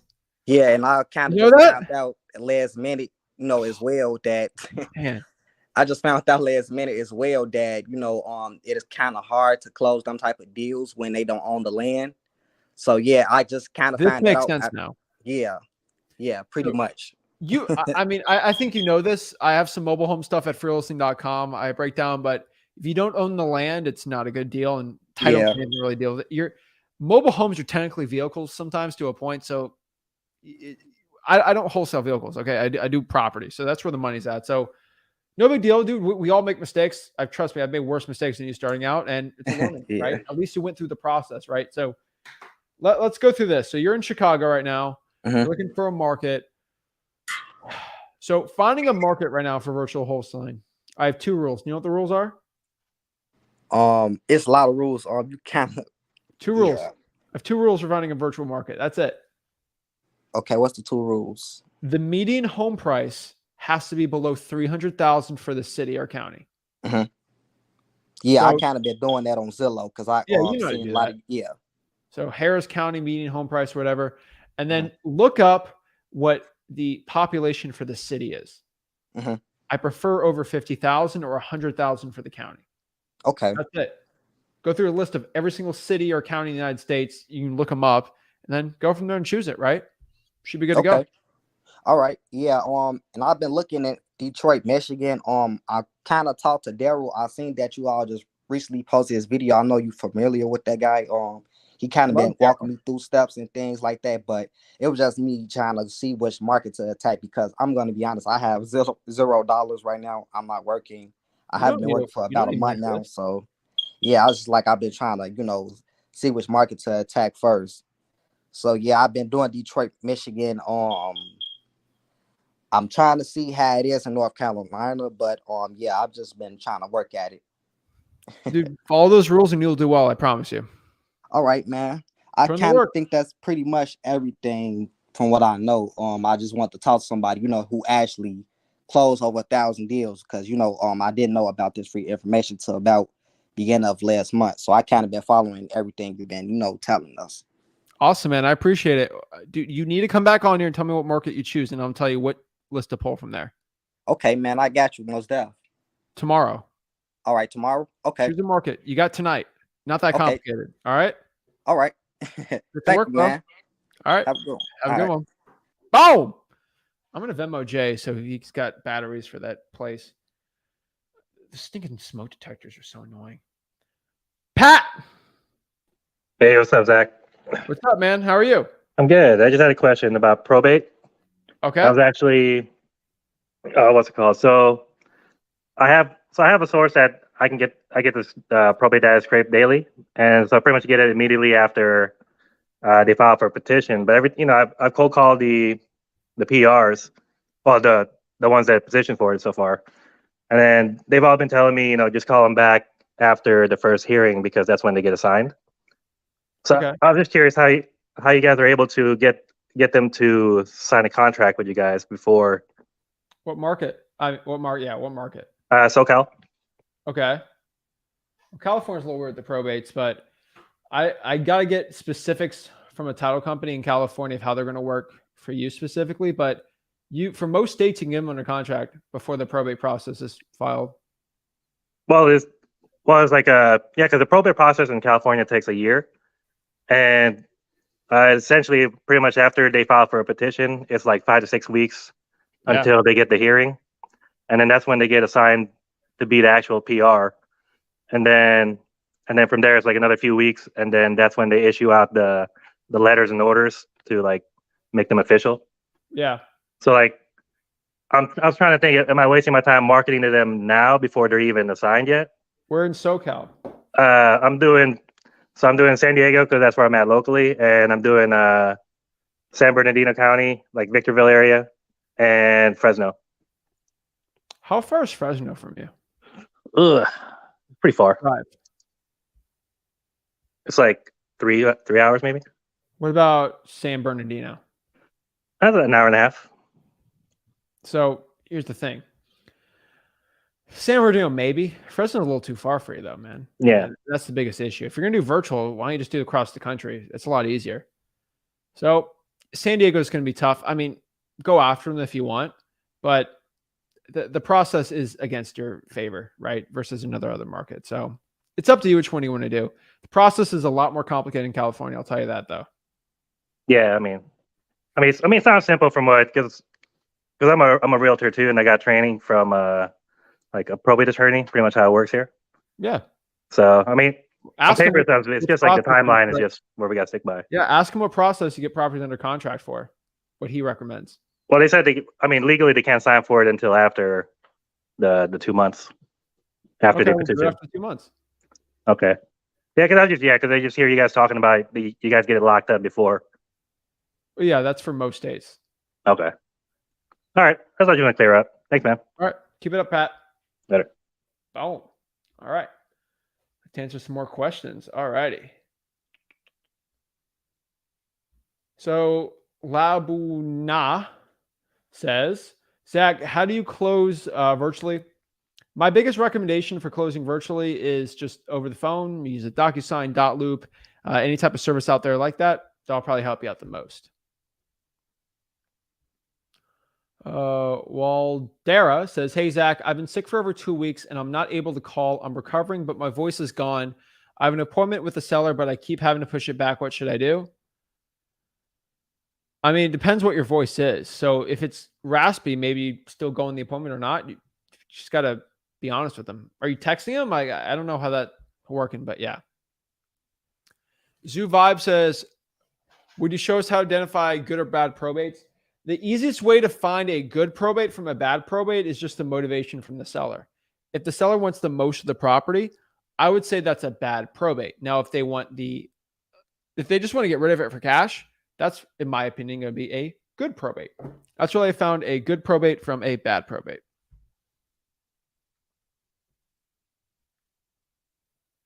Let's see. So this is always a very common question I get, but when you get a deal, does the title company have to be in your state, or can I do it in the state? Wait, does it have to be the state your deal is in or the state you live in? It should be, not law, but it should be in the state where you're doing the deal, because it has to be local to the motivated seller. And that's always going to be the best because it's easier for them, basically, because you have the state laws in place there too. It just makes it so much easier to have it in that place. For a cash buyer also. So you can go and actually give a check for the EMD deposit on there too.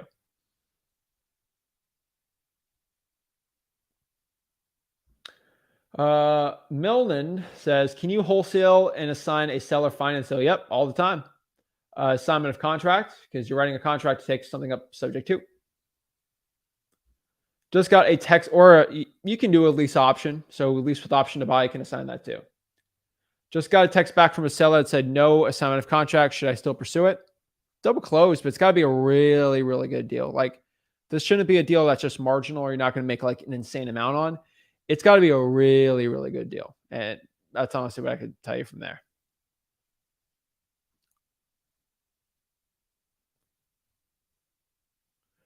Yeah, I mean, Jennifer's right on this. Greed, guys, you can't get really greedy. If you get really greedy in this business, that's when you start failing. And I see a lot of people get greedy and they lose out. It drives me crazy. Asian says, what's the hardest thing to learn when you're first learning wholesaling? I honestly have always found the hardest thing starting out in wholesaling real estate is confidence. And it's weird to say that I had to learn confidence, but it is something you have to learn, right? How to deliver your message, how to portray confidence, how to portray authority when having a conversation with a seller. This is very important for a lot of people out here. But I want people to understand that whoever has the most confidence with the most speed and that can deliver their offer with the most authority is going to win out the deal. So if I can confidently convey to a seller that I'm looking to buy your property for cash, this is my offer and this is what I can do, this is where I'm at, me and my partner, I can answer my objections with confidence and with authority, I'm good to go.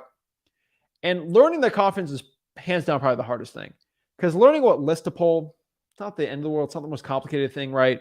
Knowing what script to use, you guys showed you what script to use. It's not that difficult, but really the hardest thing, what I can tell you guys, is having that confidence out there. And I think that's the thing most wholesalers struggle with. And it's really the best way to get confidence is by having conversations with people, right? And just being confident in the way you speak. And there's no way to just learn confidence by reading a book on it. You got to do it, right?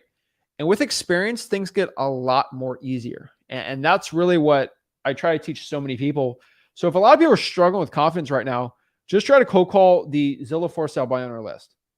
Just by cold calling the Zillow for sale by owner list, I promise you guys and gals out here, it's actually a lot easier right now to have a conversation after talking to 100 Zillow for sale by owners and give it offers. When you cold call again, it's going to be so much easier. Once you usually get 1,000 calls in, you get a lot less nervous to call. So it's a race for that, right? So it's like, oh my gosh, I'm so nervous to get on an airplane. Get on 1,000 airplane rides, airplane, just go on 1,000 airplanes and go through a flight, 1,000 flights, and you'll be a lot less nervous. Same thing with cold calling. It's a flight. Do 1,000 of those flights. It'd be a lot easier. Even 100 flights, even 5 flights. So if you're nervous, just keep having conversations, guys. The skills that I have when it comes to talking to sellers and closing sellers, this is not something I learned overnight.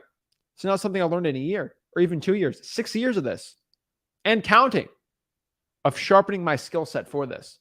Now, you don't need 50 years to get really good at it. I would say it probably takes 2 years to really hone down the skills so you can close a ton of deals and get really good at it and really leave no conversation bad.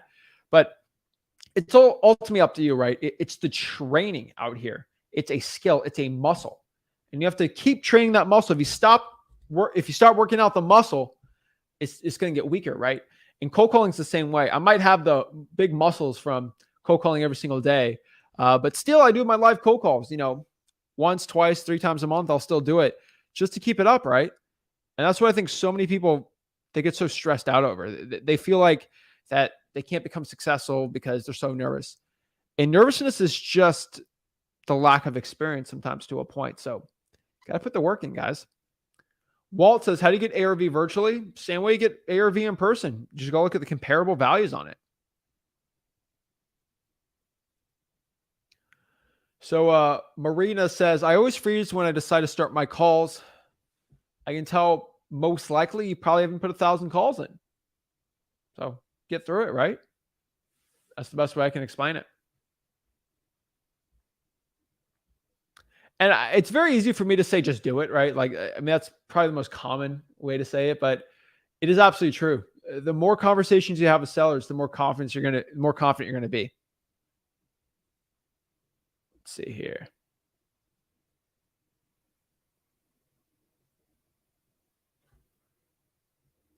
Let's see. Yeah, we're doing our lives at 1 o'clock now. So if you want to hop on, they're going to be at 1. So don't be late. And yeah. Reverse drawing for dollars, Kavion. Thank you. Awesome. Thank you for taking the action. Guys, when you bet on yourself, you do well based on your results. So I love it. Thank you, Dream Chaser.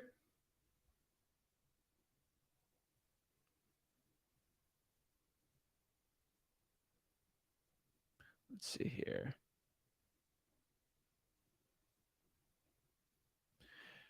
So it's a good question from Trenton. Is it disrespectful to contact the owner of a property that had been listed with the agent? Not if you accidentally do it. I wouldn't do it on purpose. I just think there's no point on it because you're going to have to deal with the agent. If the agent get to stick up their butt and they're mad at you, the chance of you getting the deal is going to drastically go down. But I don't think it's that bad. Yeah, I'll tell this. Not a lot of people talk about it, but yeah, marketing for free is a grind. Guys, either you have the money to start doing this or you have the money. So either you have the money to do this or you got to put the time in to do this. It's money and time. If you have some money, use a paid list, listari.com, zach.com, dmzach.com. It makes it easier. It's less of a grind, but you got to pay the money. If you got no money, you got to put more grind in, but it's absolutely for free. So I want people to understand this. That is how you do it. And Paul, going to give this question. I love this question right here. How do you get bigger spreads with low ARV deals? There's only one way to do it. And this is by simply lowballing. If you can just lowball your sellers more, you go for the no, you'll do well. As Rick's been saying, go for no for ever since I started wholesaling. And I mean, we've been saying on this channel for 3 years, I think 2 or 3 years, whenever this channel first started. You just got to go for the no. Give an offer where you're uncomfortable with it. And if you do that, I promise you're just going to get better deals. And yeah, people are going to say no, but if you know how to lowball the right way, the stuff we teach for free at freewholesaling.com, you're going to do good. If you don't, no, you probably won't do good. So I'll tell everybody watching this, if you want to get higher spreads, you just give more lowball offers. And the more lowball offers you make, the better your chance for success is going to be in wholesaling real estate. So guys, if you got any value from this video, make sure you go to freewholesaling.com. Make sure you go hit that like button. Make sure you smash that subscribe button so you never miss any lives I do. Make sure you hit that notification bell so you get notified whenever I go live, whenever I post a video. 1 o'clock, that's where it's on. So appreciate it, guys. Make sure you hit that like button, subscribe, and see you guys soon. This is Zach Ginn.